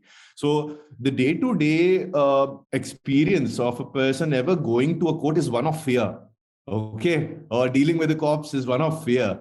So the core functions itself are not being constitutionally discharged, and that is a big problem, Abhinandan. And I think that does play into the wider cynicism of the role of government, and exactly what Nitin is saying. You are under the thumb of the government by itself. So even when there are certain, like I have a very different view of the state than Nitin has expressed. I'm much more of a social democrat. So I do believe in a certain degree of regulation which is necessary, given that people are India is a very unequal society. But even then, there is a very good argument to be made that what are the judicial reforms? Have they happened? Let's just look at what's happened in the judiciary. So the first law actually, which was passed by the first term of the Narendra Modi government, was to reform the judiciary, the appointments process. But as many things which has happened, there is a social problem which leads to a policy decision, but the policy decision doesn't help address that problem, but ends up benefiting the government. So the selection panel in that, which is removed from the collegium, essentially concentrated power amongst the government as well as parliamentarians. It didn't have that level of independence, which is one of the reasons it was struck down. And I'm against the collegium system. Secondly, if you look at the funding allocation which is being made for courts, or the digitization which is happening right now, it is proceeding well. But you do notice that there have been chief justices who have recommended again and again, said, at least for the higher judiciary, appoint the staff, create the court infrastructure, help us do our jobs better. And I don't think so that's happening. So I would say the cynicism is well justified. But I may not agree with the prescriptions for a reduced role in government in all spheres of activity, or to that extent as is being suggested. Would anyone in the panel want to come in before Nitin does? But I would like to say, what you said on how people are so scared of going to court. I'll tell you about newslaundry's experience. And newslaundry is not exactly, I'm not saying we are, whatever the guy who owns जिस पर वो Succession film बनी है, whatever his name is, that Australian. Logan Roy तो वो है मतलब. अच्छा नहीं, whatever वो Murdoch. I mean, it's not Murdoch. It could. I'm not Murdoch or Jain, but अपनी इतनी औकात है that we can go to court because our subscribers, they topped up our legal fund. And a lot of the lawyers, they give us huge discounts because there are a lot of lawyers who give, Apar has offered us pro bono advice often, and there's so many people who do it. But we've still incurred a cost in the, 3 cases, Sakal versus us, Times versus us, and India Today versus us, of close to 22 lakh. If I had to play full market rate and all those lawyers had charged me for the various appearances, like 4 appearances Bombay, some in Pune, about 4 in Delhi High Court, it would be almost 40-45 lakhs because a senior counsel costs a lot of money. And I can imagine a small, let's say 5-man operation. We'll say, forget it, I'm not even going there. I'll say sorry, they won't take the fight because, and thank you subscribers, you guys keep us going. That's why we don't back off. Absolutely. There's no chance. I mean, we will say, okay, we'll take you all the way to Supreme Court. And, we have people who are giving us pro bono services. Oftentimes when we have to pay, we have subscribers backing us. But that is such a disincentive for people. But before, we wind up this subject, Nitin, you have any last thoughts, Jayashree, Manisha or Raman? See, I think we should look at 2022 as the year we stepped back from the brink.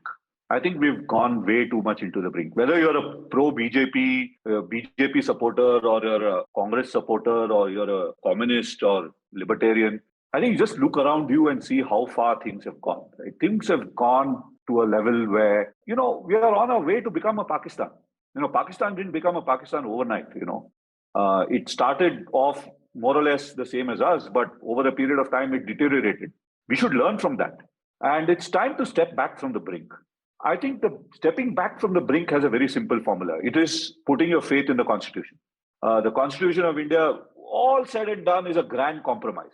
I think people can say you could do better, you could change this, you could change that. But overall, as a prescription on how to organize society, how to settle our differences, how to manage our multiple grievances and organize ourselves, that's the best document that we can get. So it starts with everyone making that commitment, right?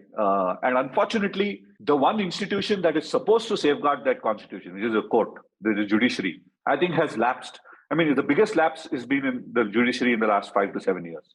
A lot of people blame the executive, blame the BJP, blame Modi. There is merit in those arguments, but they're doing what they can do. But who's supposed to safeguard the constitution? Who's supposed to safeguard the republic? That's the judiciary, the higher judiciary. And if they don't do it, then I think all bets are off, right? So I just hope that this stepping back from the brink starts all the way from the citizen, that is you and I, and all the way to the top, which is the Supreme Court, and start getting ourselves back onto the rails of the Constitution, the safety and the comfort of being on a constitutional path. Well said. I'm going to bring my sparkling optimism here and say that I think we crossed that brink years ago. So I don't... Okay, but your great thoughts, Nitin. Thanks, Nitin and Apar. Before you go, can you give us a recommendation that would enrich the lives of our listeners? Why don't you go first, Apar? Okay, my recommendation is to watch Narcos Mexico. It's better than the original Narcos and whatever recommendation, guys. But much more seriously, subscribe to Newslaundry. I would like to emphasize this because Internet Freedom Foundation also runs on public support and donations. So please do support Newslaundry. And to my recommendation, Abhinandan, this is not to flatter you. The Karare Chane line, my God, every day I think about it when I see that man, wherever that man. Thank you so much. So much for enriching the lives of our listeners. But yes, do also support, Apar and his organization. Apar, what link can they go to support you? internetfreedom.in/donate. So internetfreedom.in/donate or internetfreedom.in, you'll see the button there. Yeah, the link will be in the show notes below, so do check it out. And yes, you can recommend Narcos. You will not be considered as pushing drugs. We're not there yet. But Nitin, your recommendation? So actually, I was quite inspired by what you guys said. I got an idea of what I should do. No, but first recommendation would be just read a book, right? Read any book. Doesn't matter what it is, just read a book. Get off the internet, read a book. The second I would say is, and the lines of what you guys are saying, At Takshashila, one of the reasons we exist is to take people from outrage to constructive work, right? It's very easy to see the things around you and get outraged and then get frustrated and get skeptical and cynical, right? And that leads us to towards darkness and towards apathy. What we do is we try and take and channel that outrage into constructive work in any area.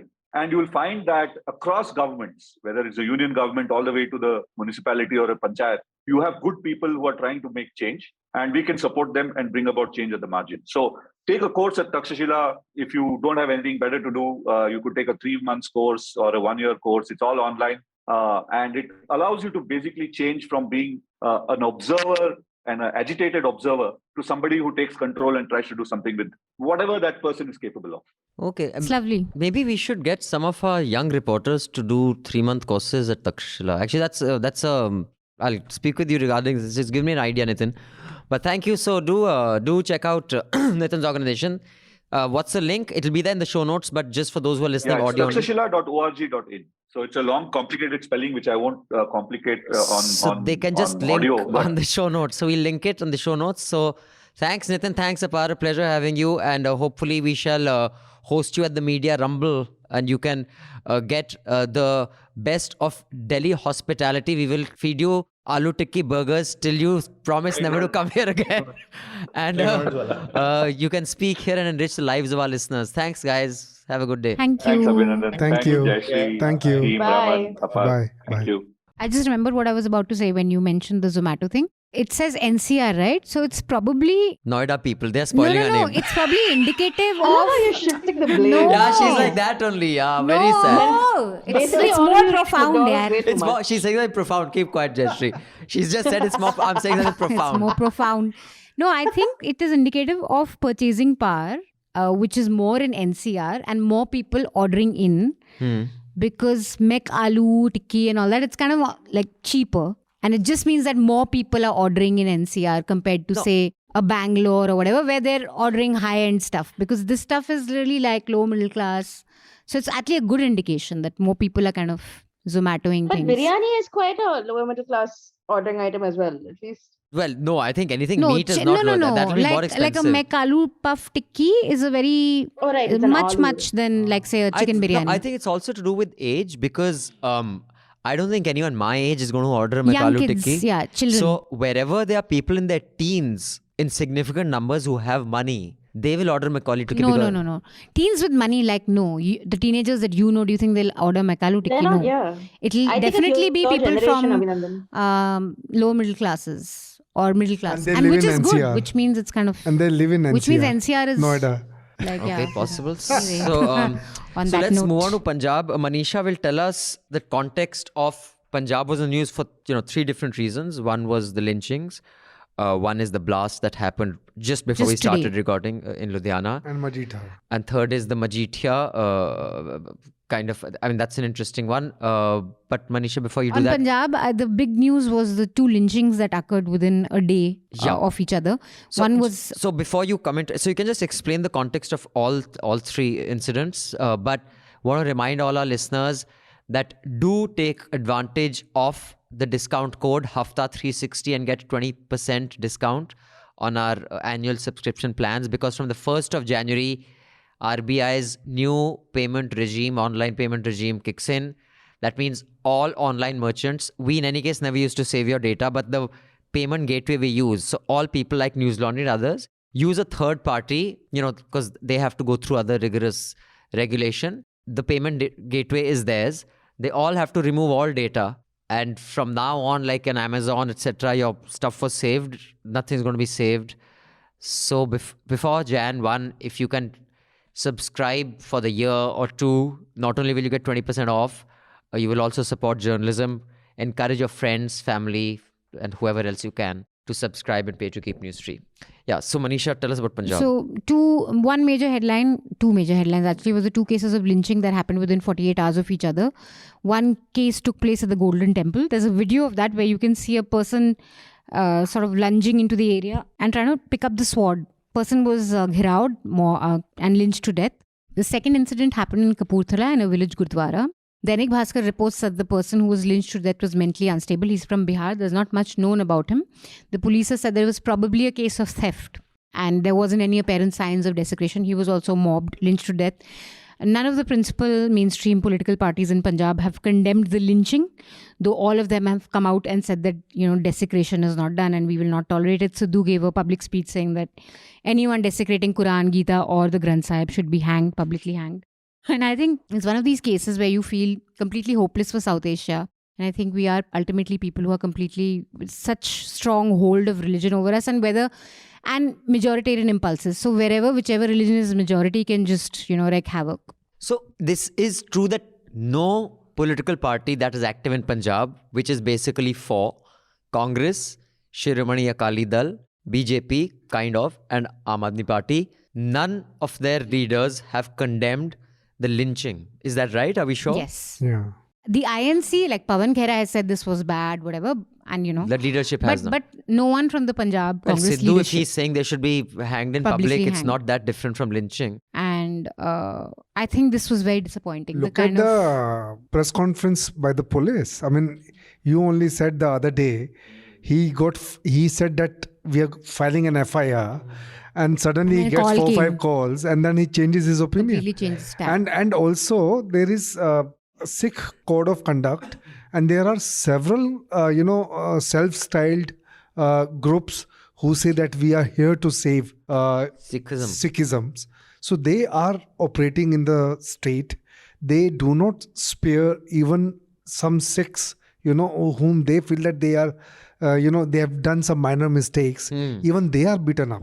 Right. Yeah, I think also that kind of policing is happening over there, and the administration doesn't take any punitive step, and don't file any criminal complaints against them. Actually, the incident Raman was talking about for our listeners is the IG police. I think it was Kapurthala, if I'm not wrong. Kapurthala, yes. Was addressing a press conference and he had said that, we will do an investigation into the desecration and into the lynching. He got a few calls. He got up, took the calls, came back and said, no, not about the lynchings, just the desecration. So clearly that is very disturbing. But I'm just, there are two aspects which are curious. One was the young man who was killed here at the border as well by those Nihangs, when they chopped off his hand, and that very ghastly, grisly video was everywhere. That guy was also mentally unsound. Jisko Punjab mein challa kehte na, it's not a politically correct term. That's someone who is basically, in all villages they have this guy who's a little, his mental state is not completely okay. That guy was like this. One of these guys apparently was like this. At least that's what the Bhaskar has reported. And the photographs and the video seems to suggest it. We don't know anything about the third guy. Yeah, there's nothing known now, about the guy. Now, it's curious that all this is happening now before the election, and all of them are mentally unstable people who made it inside the Gurdwara and somehow reached the Granth Sahib. It's bizarre that this is happening right now. And Raman sir, what you were saying about people making small mistakes, this is a dangerous time because any of you who have read the history of the Damdami Taksal's most famous priest, Sant Jarnail Singh Bhindranwale, his actual pursuit used to be, he was a very good sportsman. He was an excellent volleyball player, by the way. He would go village to village distributing badam, akhrot and all, because that time also kids were getting into bad habits like drinking, drugs, And now that Punjab is going through that, I don't know whether these guys are just beating up and killing people in Gurdwaras or actually going village to village disincentivizing drug use, because Urta Punjab is a reality. And that will get us to Majithia, but we'll come to that later. Raman sir, you were saying something. If there are 20 sacrilege cases, 19 out of 20 are always mentally unstable fellow. And that's what this, the Sikh groups say, that you always blame that this guy is mentally unstable, but they are the ones who have, caused, this harm to the Sikhism. So that's the logic these people gave. Just to interrupt, it's not just here. The case in Bangladesh that happened where the pandal was desecrated, apparently. That is again it was a mentally... And it is not very unthinkable, Abhinandan, because Gurdwaras especially are very open spaces for food. You can come in to lodge, to sleep. So it could invite people from all walks of life, and especially people who are, homeless, not all well up there. And then you never know if they have an episode there and do something. For now, there's no suggestion to me. I don't understand how the Golden Temple episode is a bit strange because the video just shows a man very confidently lunging for the sword. Yeah. It's not. It's bizarre. But again, we don't know anything about that guy. So there we don't know. But incidents like Kapurthala happen all the time. It's so common. Possible, right? But just to add that Punjab has had a huge issue with the sacrilege. 2015, Oh yeah, it was a there was a big case. election issue. Yeah. In fact, that was the criticism Protesters were against. fired upon. That's what initially Sidhu attacked Amrinder on. That he hasn't moved forward on that those desecration cases have gone nowhere. So that was his blank. Jayashree, go ahead. Yeah, actually, that's what I wanted to bring up, that there is a history of this, and it had been a very big sort of firepower issue at one point. But the problem is that now I think many journalists, political parties, and so on, they're either not condemning the lynching outright, or they're linking it to the state's inaction in delivering justice in those sacrilege cases, saying that now people are forced to take the law into their own hands and so on. And it's a terrible thing. Also, you brought up the lynching at Singhu. At the time, the Samyukt Kisan Morcha had immediately denounced it, right, and said, oh, we should uphold rule of law. But now no one is saying anything, like no farmer leaders, no SKM, no one is talking about the killing in Punjab. But also, I do want to say that, I mean, this entire thing of how I feel the media and the police throw around terms like mentally unwell, often with no basis whatsoever. It's very difficult to figure out cases when it's true and when it isn't. So, and yeah, like Raman sir said, a lot of people are saying that, oh, you're constantly blaming it on someone who is allegedly mentally unwell, and so therefore there is anger. But I would even take those descriptions with a pinch of salt. Then coming to Majithia. Now, it's interesting that this is by the Union of India. This is not the Punjab state that's gone after him, although Amrinder won his first election on the promise of going after the drug mafia, and on that Majithia had been, basically positioned by the opposition as the guy from the Shiromani Akali Dal who is behind all this. But nothing really happened. And yeah, it was completely dead. I mean, I thought that issue was completely... And of course, the whole... In Punjab, everyone was cribbing that, Captain has compromised with...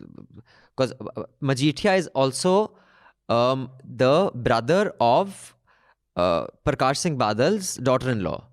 This is Bikram Singh Majithia. Yeah, so basically, Sukhbir's wife's brother. So Kejriwal also apologized to him, no? First he said we will send him to jail, then he apologized. Oh, did he lose that case? It was Bikram Singh. And Tribune also famously. Tribune had done these bunch of articles and then this put out an apology saying... But Tribune's reports, they had to withdraw the reports? They put out a correction saying... Okay, so basically, sir, you were saying? No, I'm saying that narcotics, the central government narcotics, they had come up with a report on Majithia at the time when Badals were ruling. Okay, to keep them correct. So what I'm trying to tell you... And then they didn't act on it. That report was with me. When I think I used to be with DNA at that time. That report had come to us. We were just trying to work on that report. I didn't have anyone in Punjab. So I wanted to send someone there. Right. So the report existed at that time. So now invoking that report now, after 6 years, 7 years, I don't know how political it is, what kind of mileage they want to get, political mileage they want to get out of that. Yeah, so clearly this gives them a handle on Shiromani Akali Dal, and the BJP needs all the help it can in Punjab right now. My theory is the following. Just like Apar is too much of a gentleman and he says, I don't want to do uncle type speculative conversation. This is our domain. This is Hafta, yeah, this is our area. But basically the idea was that there were people who were, who knew the government well, who knew journalists well. They had speculated that Karunanidhi never, although he had many opportunities to, he never completely crushed AIADMK. Because he knew that in the absence of any AIADMK, the next possible will be either Congress or BJP. And he'd rather the fight remain within DMK and AIADMK rather than let a party like BJP or Congress come in. So on that too, I think BJP would rather have a Congress in power in Punjab rather than a Kejriwal. Because if AAP comes to power, they cannot have a hostile... Suppose Haryana is unlikely that they'll win next year. And now all the... you don't cross certain lines in politics. Those bets are off. Narayan Rane arrested by, Maharashtra police. He's in the cabinet. Mamta's police, kind of corners the CBI officers who were sent by the center. Now, if you have 3 hostile states bordering Delhi, there'll be a daily constitutional crisis and a headache for... So, They would rather have Congress in power there, or Amarinder backed by, basically Shiromani Akali Dal they cut off ties because the three bills on farming. Now they basically need all the help they can get, because they have to make sure that either Congress comes back, or they have like a coalition party where Amarinder and SAD are allies to someone else. Because anything other than that, and AAP comes, I mean, there'll be a daily pachada here in Delhi, and it's too close. Yeah, they just three gypsies have to drive down and arrest some cabinet minister or the other.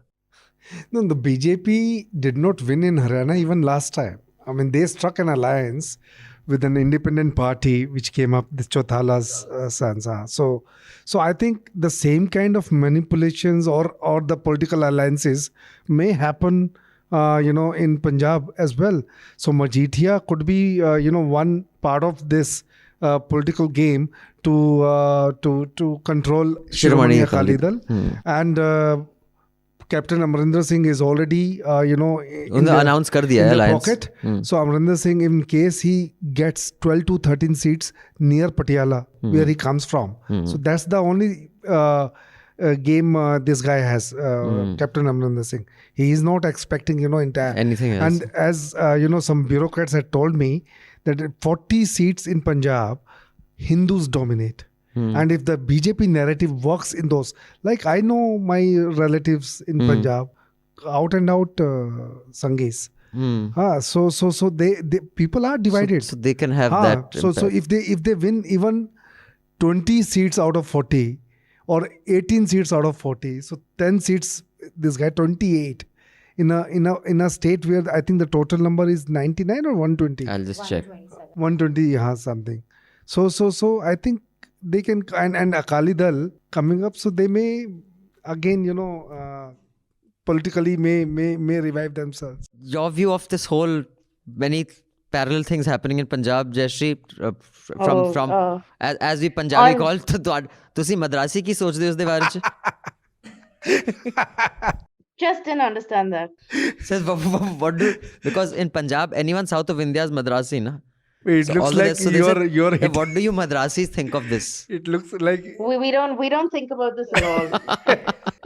To be honest, I have no opinion on this drug buster also. 117 seats, 117 but another the third headline is the bomb blast today in. Well, we can't say bomb blast yet. It's a blast. Is it clear that it's a bomb blast? I guess it was. The first headline. I'll just check. It did say blast. It didn't say bomb. Yeah. Correct, but I'll just check. So blast, which has killed 2 people, injured 5 people at a Ludhiana court complex. There isn't much known as to what exactly happened there, but a team of investigators from NIA are there. So I mean, the NDTV report says Ludhiana blast. It says it was carried to disrupt law and order. So he is saying that it was not an accident. At least the chief minister is saying that it was carried out. Yeah. Inside the bathroom of the second floor. Yeah. So we need to know what explosives were used basically to. Right. The forensic teams is actually there even as we speak. Yeah, they're not calling it a bomb. Yeah. So just a blast. Just a blast. They're calling it just a blast. So yeah, that's why Punjab was in the news all of last week.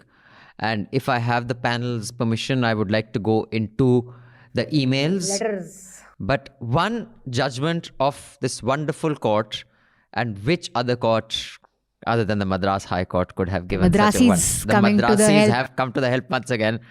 Always to the rescue. So this basically, I'm quoting from the Times of India report, the Madras High Court penned a rib-tickling tongue-in-cheek judgment. So but the lead of the Times of India report was just hilariously weird. I think that's the one that you're reading now. It says, Madras High Court quashes absurd FIR against Facebook post, supports duty to laugh.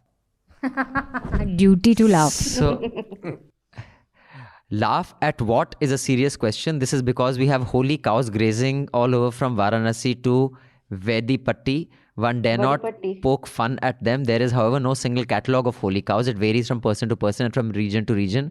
A real cow, even if terribly undeferred and emaciated, shall be holy in yogi's terrain. Is this? No, this is not true. This is What is this? This is a report by this reporter Kashish Kannan. How sweet, Kashish. What is this lead? But then this. See, that's what you have no idea what he's trying to tell you. It's But I read it in the newspaper, I was baffled.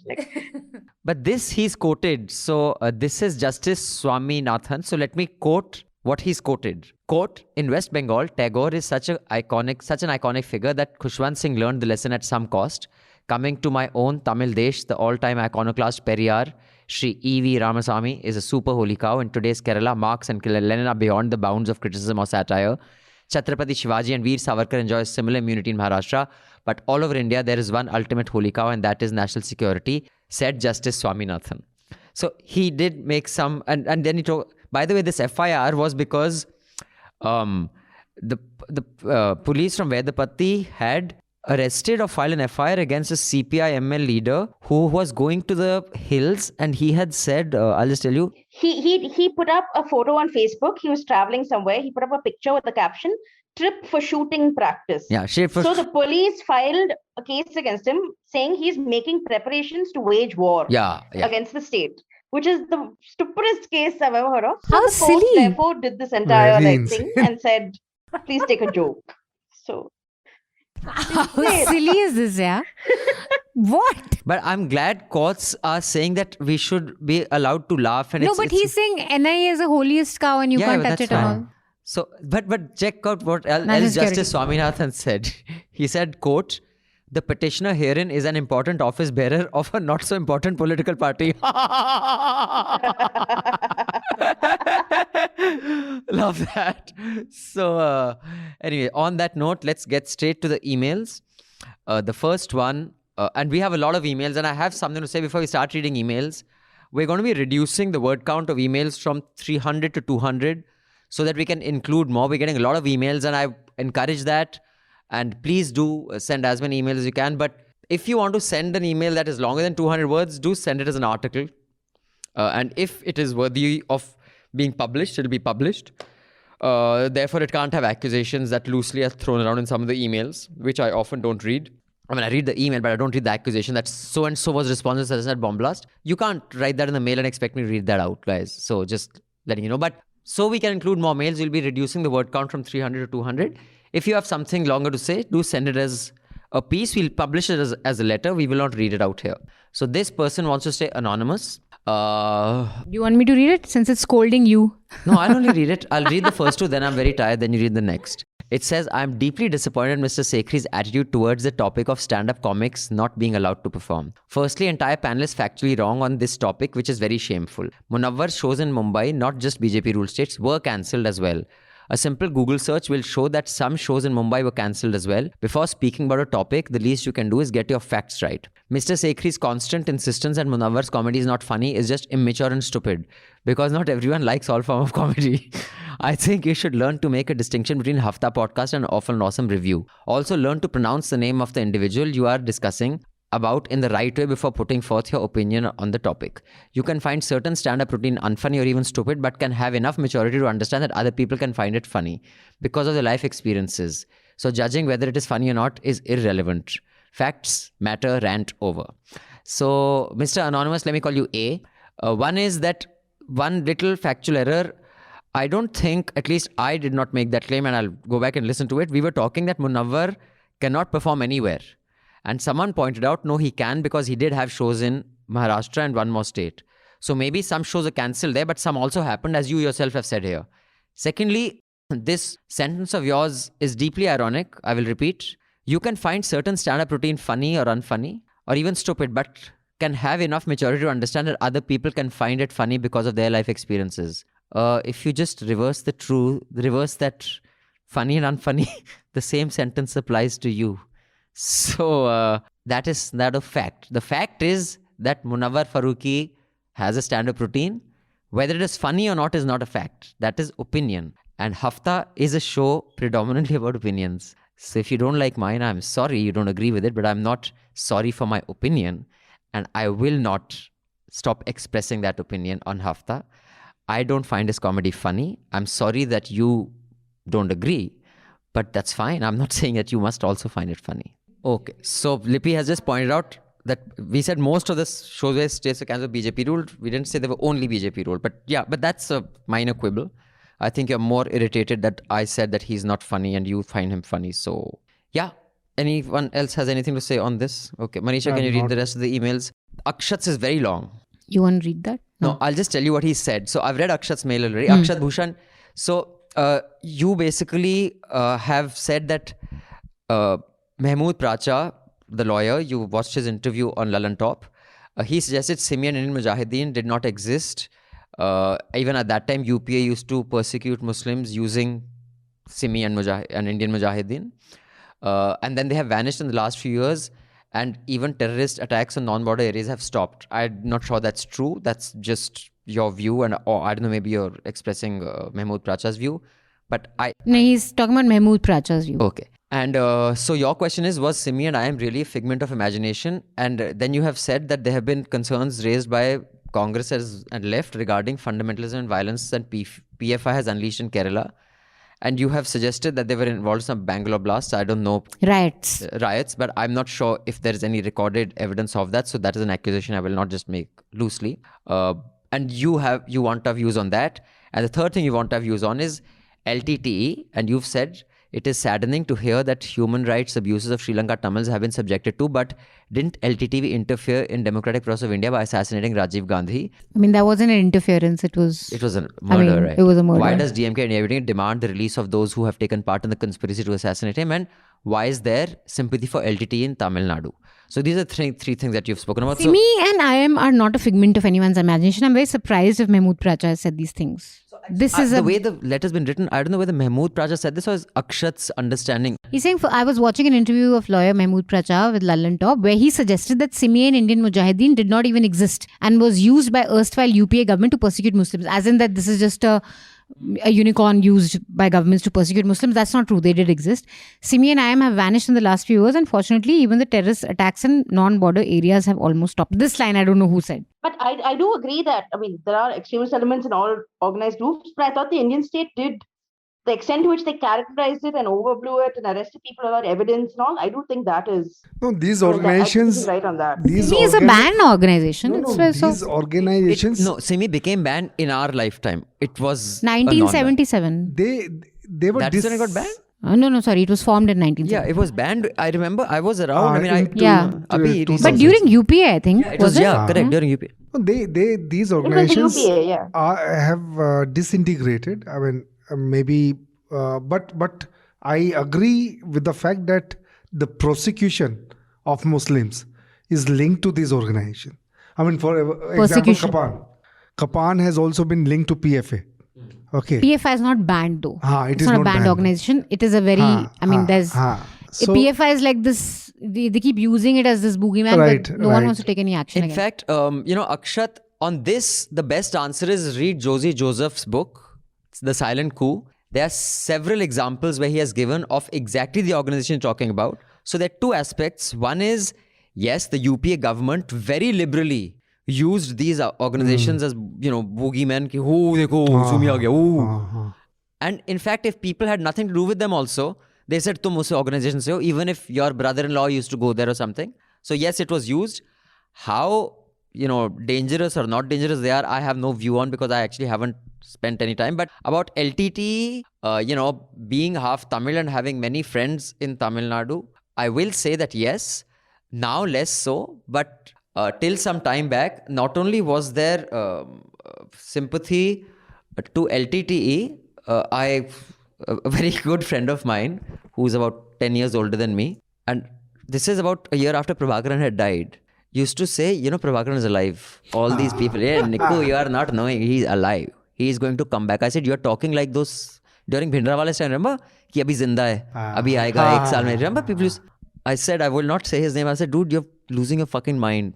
He's dead. Like, there was video. In fact, they shot a child. They shot his child also. Man, it was disgusting what the Sri Lanka government did. But the reason why, and it's not just AIDMK and DMK, many regular Tamil people have sympathy for LTTE, and at that time also had, because the what's the word I'm looking for? The persecution of Tamils in Sri Lanka was real. It wasn't imagined. And instead of a legitimate way of pushing back, Prabhakaran was born and he kind of took that over.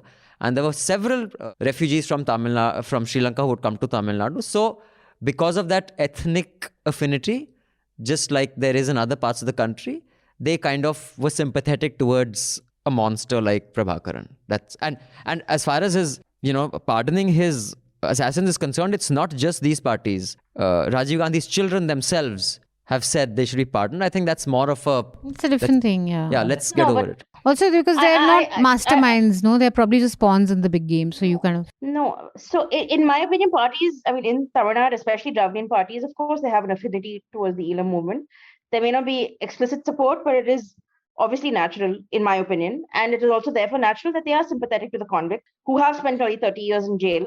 And also, in the case of convicts like Perarivalan, who was convicted on the most flimsy evidence. He was convicted on the basis of someone told him to buy batteries. He bought batteries. So he spent 30 years in jail. So is it in India's national interest to jail people for decades on these sort of charges? No, it's not. Like, from what angle?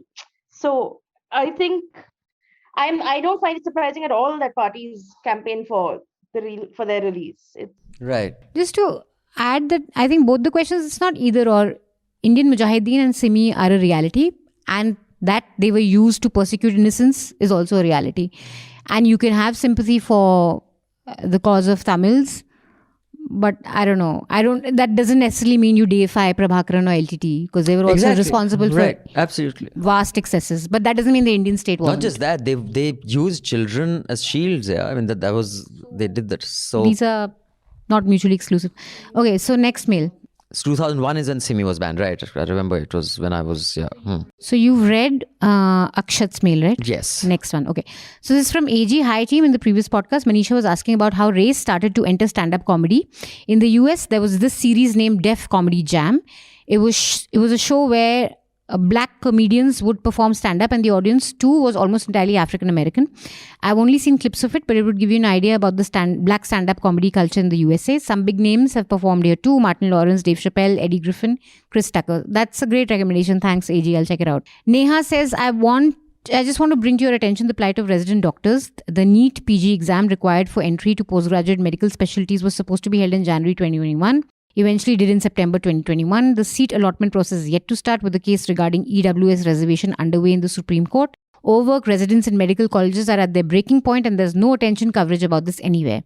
They're understaffed and dealing with the pandemic since it seems forever, and nobody cares. While thousands are waiting for their PG seats, all while we need more doctors to share the load. Please cover this story. It needs to be told. So I saw this flurry of NEET-related reports. Lots of people have reached out to But us. after that, no, even to us. So, there were a bunch of stories, Neha, on this. Either Raman sir can tell us, is it still a hot report? And I understand a lot of people are impacted by it. This whole PG exam, for NEET, doctors, what? I do feel, I think the bit about overworked doctors during pandemic, that's a story that no one's really told extensively. I think that should be told. And if NEET doctors, just the kind of toll these last 3 years must have taken on young residents. That is true. The ones who were interning and the ones who were in their fourth year of MBBS, they all were working. They must be dealing with some sort of next level exhaustion. And then there is this thing of there could be more people, but so I think it's not. Why is this NEET exam not an important story, sir? From a completely news editor's point of view, if you can just dissect, and Neha can be. No, I think there is more an opinion on NEET. It's not a report. Pro and anti. So it's not report as such. It's not a report, ground report. You can't. Because whatever's report has been reported on this already. Yeah. Okay, but one can look at we that. Can see. We should definitely see if I have there's an open mind. Okay. So as soon as I smell a report, I will definitely do it. Okay. Praveen says sometime back there was this news of Prashant Kishore being in discussion with Rahul Gandhi for joining Congress, debates on the role he would play. There was the idea of G23. Last week, Prashant Kishore gave statements around how ineffective Congress's leadership is, taking a dig at Rahul Gandhi, and it attracted attacks. I'm completely lost about what happened between these two incidents where Prashant Kishore's relationship with Congress changed. What did I miss? I think that just didn't work out. That's it. No, Prashant Kishore. And he wanted a bunch of things out of Congress which weren't delivered. He expected a certain stature, within the Congress that... And say. That 2024 election, he will set the tone for that election. He will find the candidates. He will, give the ideas. So it wasn't acceptable to CWC, Congress Working Committee. So virtually he wanted to be, number two after the Gandhi family. He just wanted to be the supremo. So it didn't happen. So I will say this, that he has outsized influence over headlines based on his actual electoral significance. Like one sentence of his became that little video that India Today and everyone was tweeting out, or, whoever he gave that interview to. It became a point of discussion in prime time. It became something that everyone's talking about. But what is it? It's basically a one-line view of a man who runs a political consultancy. What is it? That's all it is. So I just think way too much importance is given in that sense. But otherwise, yeah, as someone who has been on the winning side of many electoral strategies. He lost also some. Sure. Okay, dear Abhinandan and team, this is by Mohammed Sajid Ali. In the last week, NL Hafta, you guys mentioned about a Charcha episode on cryptocurrency. I was curious and checked it out. My first Hindi podcast ever. It was amazing. It was informative as well as a bit thought-provoking. I request your team to redo the podcast in English if possible.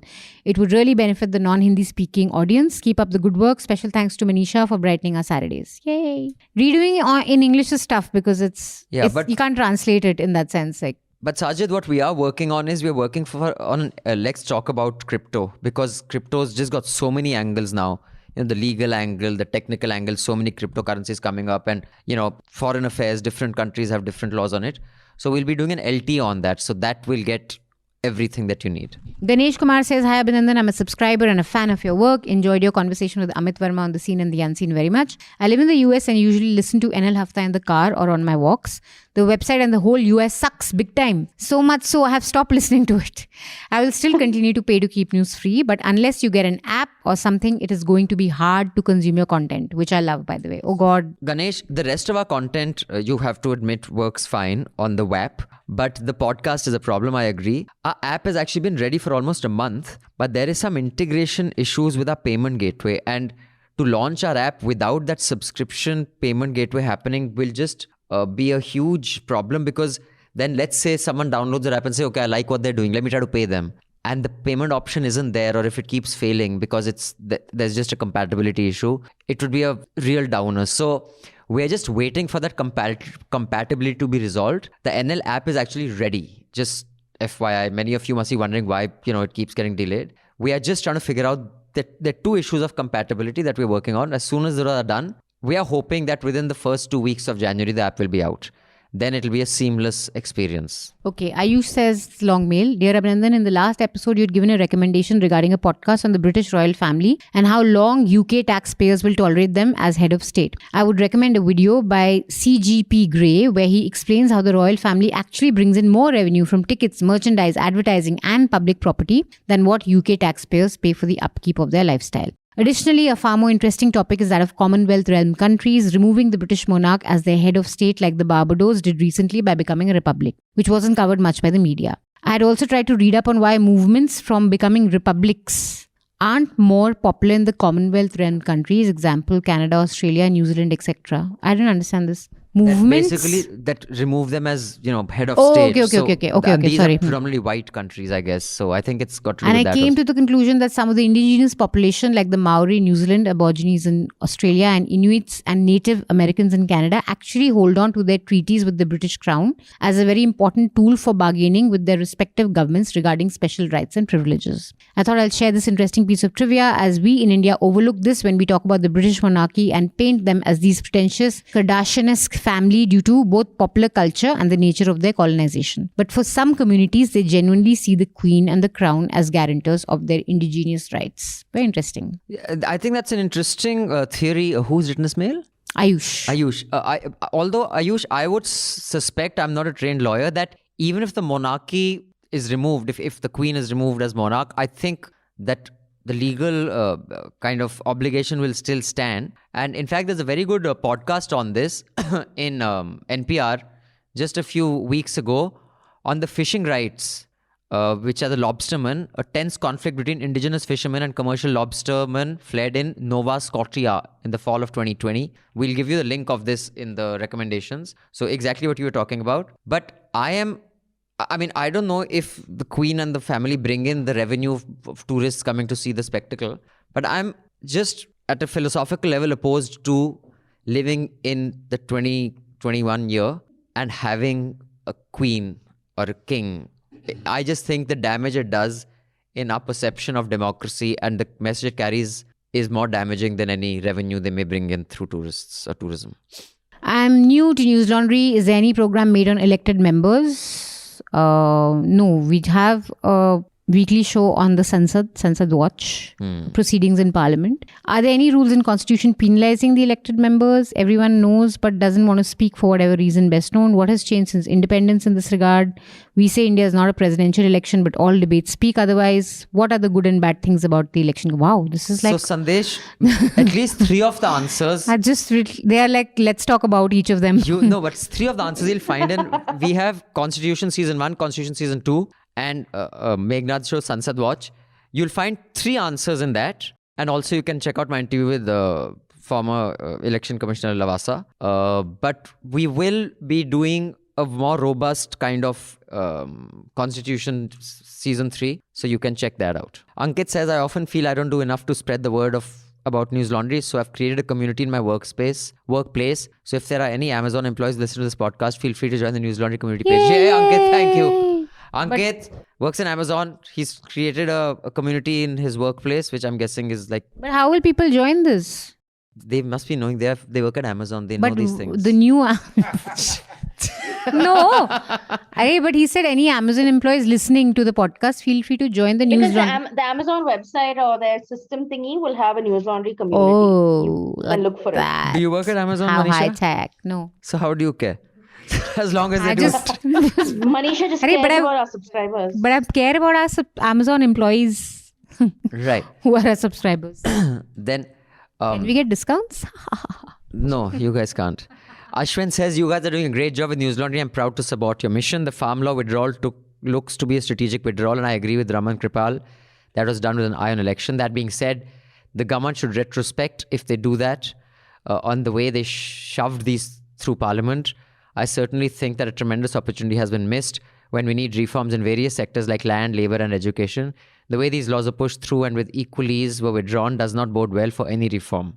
As we all know, the present model is beyond its quote-unquote use-by date and isn't viable for the small farmer and FCI that subsidizes it. Good point, which also Nitin made.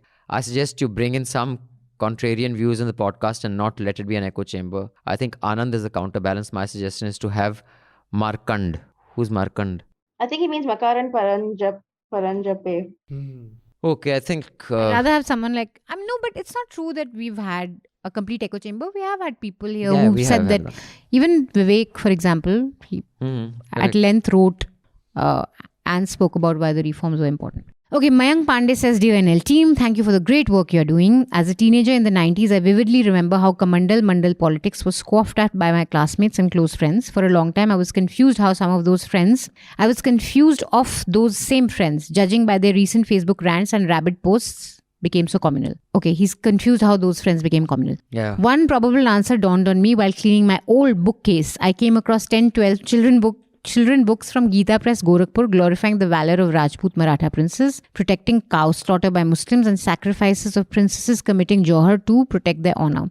These books seemed like Indian version of Birth of Nation, The Clansman. As I recollect, these books were quite popular and even available in railway stations' bookstalls. Reading them, you could see how these narratives may have changed the perspective of impressionable minds of millions of children. While researching on this angle, I came across Akshay Mukul's book, Gita Press and the Making of Hindu India. It's actually one of the seminal works on this. I would appreciate if NL Hafta team has read his book and can provide their thoughts on this topic. Do my insinuation about Gita Press hold any merit? If yes, looking forward to NL report on this under the radar organization shaping our country's polity. I think we should get Akshay sometime on the podcast. That's a great idea. But didn't we do an interview with him after his book came out? I somehow remember. I feel like we did on Gita Press. But I think we got him on the Hafta the week. We did get him on Hafta. And it was the week.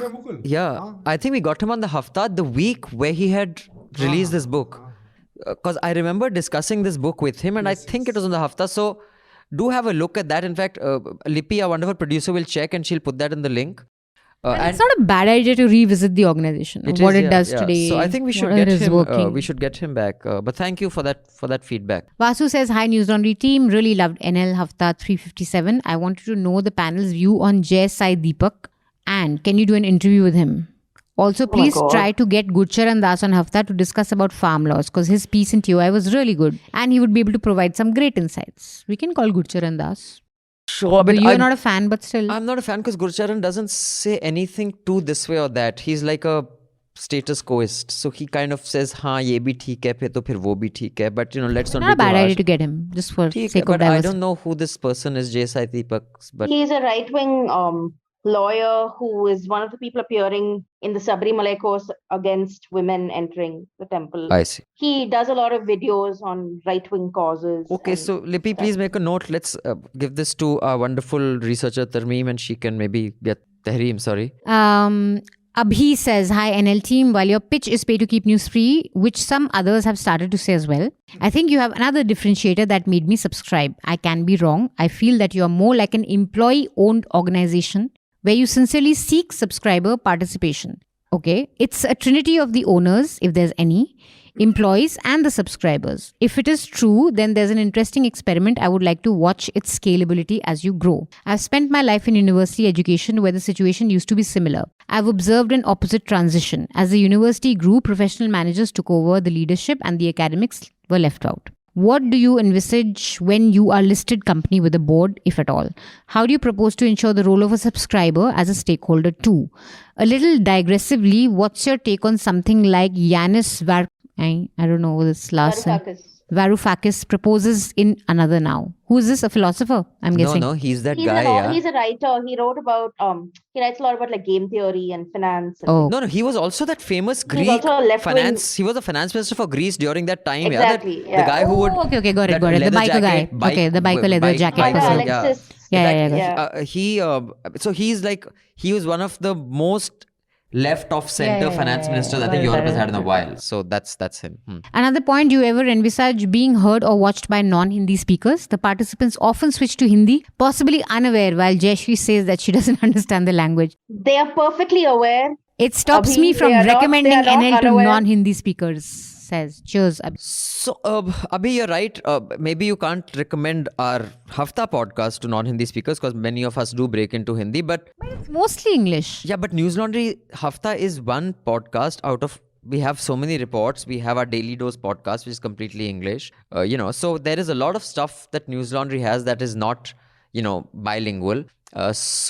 But yeah, we'll try to separate the English Hindi more and more going forward, but there will never be a clean separation because this is India and that's just adjust Mahadi here, adjust Mahadi. That's Kannada for those of you who don't know. That's it. Just I'm waiting for some hate letters coming your way. But yeah, the hate are coming. But what you said, Abhi, I have actually mentioned this in an earlier Hafta. Right now, we are not an employee-owned company as such. Although we do have a scheme that is going to be put in practice once you cross a certain amount of years, you get a certain amount of shares.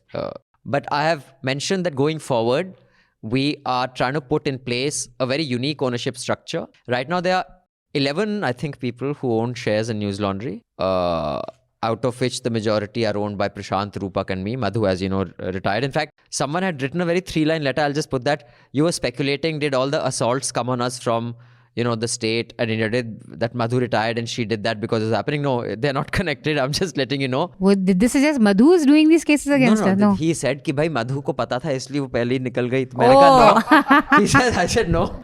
Madhu had actually stepped down from day-to-day duties of this thing. I think about a year after you came, Raman sir, she had stopped pretty much coming to office. Yes. So I think after Raman sir came, within a year, Madhu had stopped coming to office more or less. She'd come for Hafta once in a while, that too.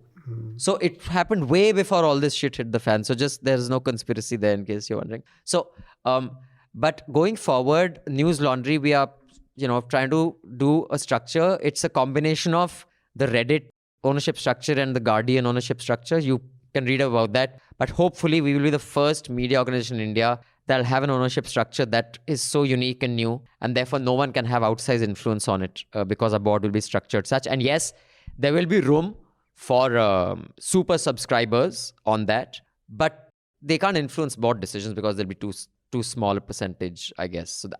So we're contemplating various unique and inclusive ownership structures. But yeah, like the Guardian Trust, the employees have a seat at the board. That is something we will definitely be doing. Next mail is by Abhilash. He's a bit upset that we didn't read the December 6th email. So we're reading it now. Sorry. Before you do that, Abhilash, I'm politely going to be a little impolite. Yeah, if you have something to say, just say it. Don't speculate that because I was critical, you don't read my mails. If you've been listening to Hafta long enough, I really don't give a fuck if someone's critical. So I have read mails where people have called me names and you have been far more polite. So if any of you are going to start your letter about why, we are critical, so you will not read. If you know us long enough, that doesn't stop us. We can happily take it in the jaw, give a justification if we think there is one, and say sorry if we think there is none. So just avoid this beginning for any letter. Yaar. If your letter gets missed out, it's because there were too many letters or because Lippy is just very lazy. There is no other reason. So Abhilash had said in his previous letter, I'm a regular listener. Hafta is part of my Saturday schedule for a while. Keep up the good work. A few pointers to improve the quality.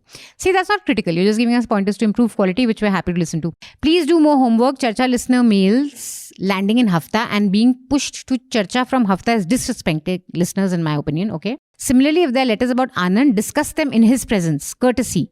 Even if it happens, why won't you edit it out? As in, are you saying that we should do it in his presence? Yeah, he's saying he only discuss letters about Anand should be discussed in his presence. Fair enough. I guess he's right, especially if they're very critical. But because of, sometimes we miss it, but we get it. But Anand he had an emergency, so for almost 2 months he didn't appear on any of the podcasts. Maybe that. Hafta is a weekly podcast. Wonder why the ephemeral breaking news is announced in Hafta, like XYZ is meeting.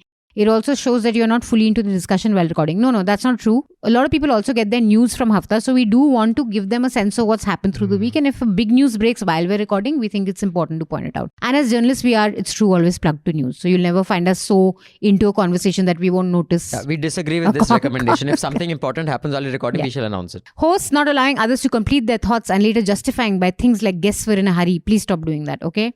Like Akar mentioned, please let experts do the talking than commenting on areas where you lack expertise. Hafta is a talk among the senior editors and the management, which is me, of Newslaundry. It is an exercise in transparency, so you guys know how we work. Some of you get your news from that. So if you want me to speak, what would it be? So just let me put the ball in your court. Do write to me again on abhinandansekhri@gmail.com. Directly you can write to me. And I'm happy to invite you on this podcast. What do you think is my area of expertise? What should I talk about? Because I don't think I have an area of expertise. What is Manisha's? What is Raman's? Okay, so but what we can do is prepare better. If that's your suggestion, we can do that. Some of Abhinandan's comments on investing are on lighter note. When it gets repeated, becomes boring. Avoid casual investment comments. Stick to high standards. You try to bring in others on your discussion as well. Why do you want to give others a chance to quote your in wrong context? Okay. Thought experiment. Imagine what would have been the outrage in India if Money Heist was set in an Indian context. Maybe that's why the quintessential Desi IT guys from Pakistan in the series. I haven't seen Money Heist. What? I don't get this joke. Neither have I. Raman sir, we are all looking at you. Since you're the only Gen Zer. Since you're only Gen Z in this context. No idea what Money Heist.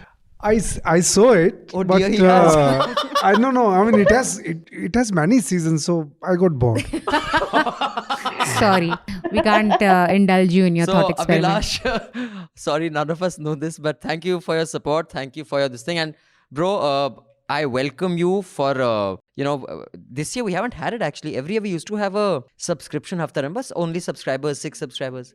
So Lippy is saying she'll do that. So please get Abhilash so he can, put his criticisms to me directly. And Abhishek. Okay. Abhishek, nahi Abhilash. Nahi, Abhishek is next. Achha, next Abhishek. A lot of Abhis, man. Yeah. Hi NLT, Merry Christmas to everyone. You people are doing an amazing work. I like Hafta, Charcha, awful and awesome, reporters without orders. Though many people have many complaints about many things, I have none. How sweet. Abhishek ko please bulana us Hafta pe. When you have the one, so Abhilash and Abhishek should both be there. He says a special mention for Mr. Anand Vardhan. He's well-read, always very careful about the line where information ends and opinion begins. In the religious podcast, I almost laughed when he said he's agnostic. He should come more often on Hafta and Charcha. So we'll forward your compliments to Anand. I have a request for Miss Manisha. These days, every media house is doing podcasts and podcasts are not covered by nuisance. One such podcast is Teen Tal by Aaj Tak. It was started as a light-hearted, humorous take on things around us. It has now a big fan following in small towns. They also have their own WhatsApp group. The kind of narratives the podcast propagates, especially Mr. Kamlesh Kishore Singh, I think he's the editor, he is way too problematic. Recently, the podcast trivialized the lynchings as something which is way too exaggerated because people record everything and upload on social media. There are other such narratives, but I have word count limit and I think you get the idea. They often take a dig at media houses who use the term quote-unquote Godi media for them. I really think they are way too cunning and doing way too much harm due to their light-hearted format. They must be brought to nuisance if possible. We'll check this podcast out. Thanks. Yeah, thank you. Yeah, we should check it out. Yeah. So that's what we have in the Hafta this week. We shall leave you with a Christmas greeting and a reminder to buy all your Christmas gifts from the NL store so that not only will you be giving those you love a wonderful Christmas gift of the amazing exemplary quality that News Laundry is famous for. Although these things aren't manufactured by us, they're third parties, but nevertheless, we can always, we choose. You say that in that mutual funds wala fast forward, all these things. But we choose our third parties very carefully, which we do. I mean, we met like 5 people before I said, okay, you will, do the News Laundry merch. And also you'll be supporting journalism. And also we will now leave you with our recommendations. Jayashree, you want to go first? Yeah, I have just one recommendation. Since it's my last recommendation of the year, it is polar exploration nonfiction. Of this year, it is. Podcast. You're going to meet us next year. Abhi, you're going to meet us next week. recommendation to the audience. That will go Yeah, on Manisha. Manisha's just interrupt. See, as Abhilash said, there's too much of interruptions happening. Okay, so the book is called In the Land of White Death, an epic story of survival in the Siberian Arctic. It's by Valerian Albanov. It's about an exploration that's possibly even more disastrous than Robert Scott's. Therefore, it is excellent reading, very gripping, very tragic. So, yeah. Right. Raman sir? I want to replug 2 stories done by Ayush and Basant. This is about the land in Ayodhya. It's in the news recently. The land has become very prime in Ayodhya, and all these bigwigs among politicians and the bureaucrats, they are buying this land, and there is a breach of ethics, propriety. So we were the first one who had come up with these 2 stories, and this was about mayor's nephew who had taken some land. So I wish we had done number of stories, but we don't have a correspondent placed in Lucknow at the moment. But as and when we have, we will do most such stories. And second recommendation is purely because our journalist brother has created Decoupled, and this has become Manu Joseph. Journalist brother. Take note. If Manu, you're listening, you are Raman sir's journalist brother. So this guy has created it. And this has become number 1 on Netflix in India. So I am not judging it. I have seen just one episode. I have seen 2. You can hear my comments on it in the Awful and Awesome. I have lots to say. But I will not be as harsh as many others have been, just FYI. I thought the actress was excellent. Who? She's really fabulous. I thought the scripting was so clumsy. I mean, it has But the girl the wife, Suveen her name is, I think she was just very good.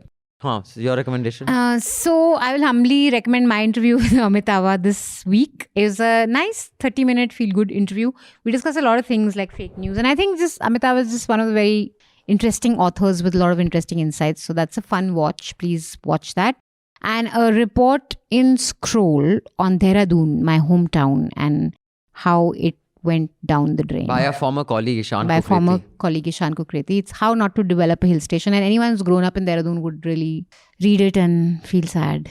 So I have 2 recommendations. One is a very important one, and it's unfortunate it's behind the paywall. So if any of you can gift a Washington Post subscription to some friends of yours, it's called 18 Steps to a Democratic Breakdown. It's by Risa Brooks and Erica De Bruin. The context is obviously what's happened in America, whether it is, electoral suppression of, people voting, institutions getting completely destroyed. It's a very important read. It is an easy read because it is, punctuated by illustrations, etc. But very important in the Indian context as well. So do read that. I repeat, it is called 18 Steps to a Democratic Breakdown.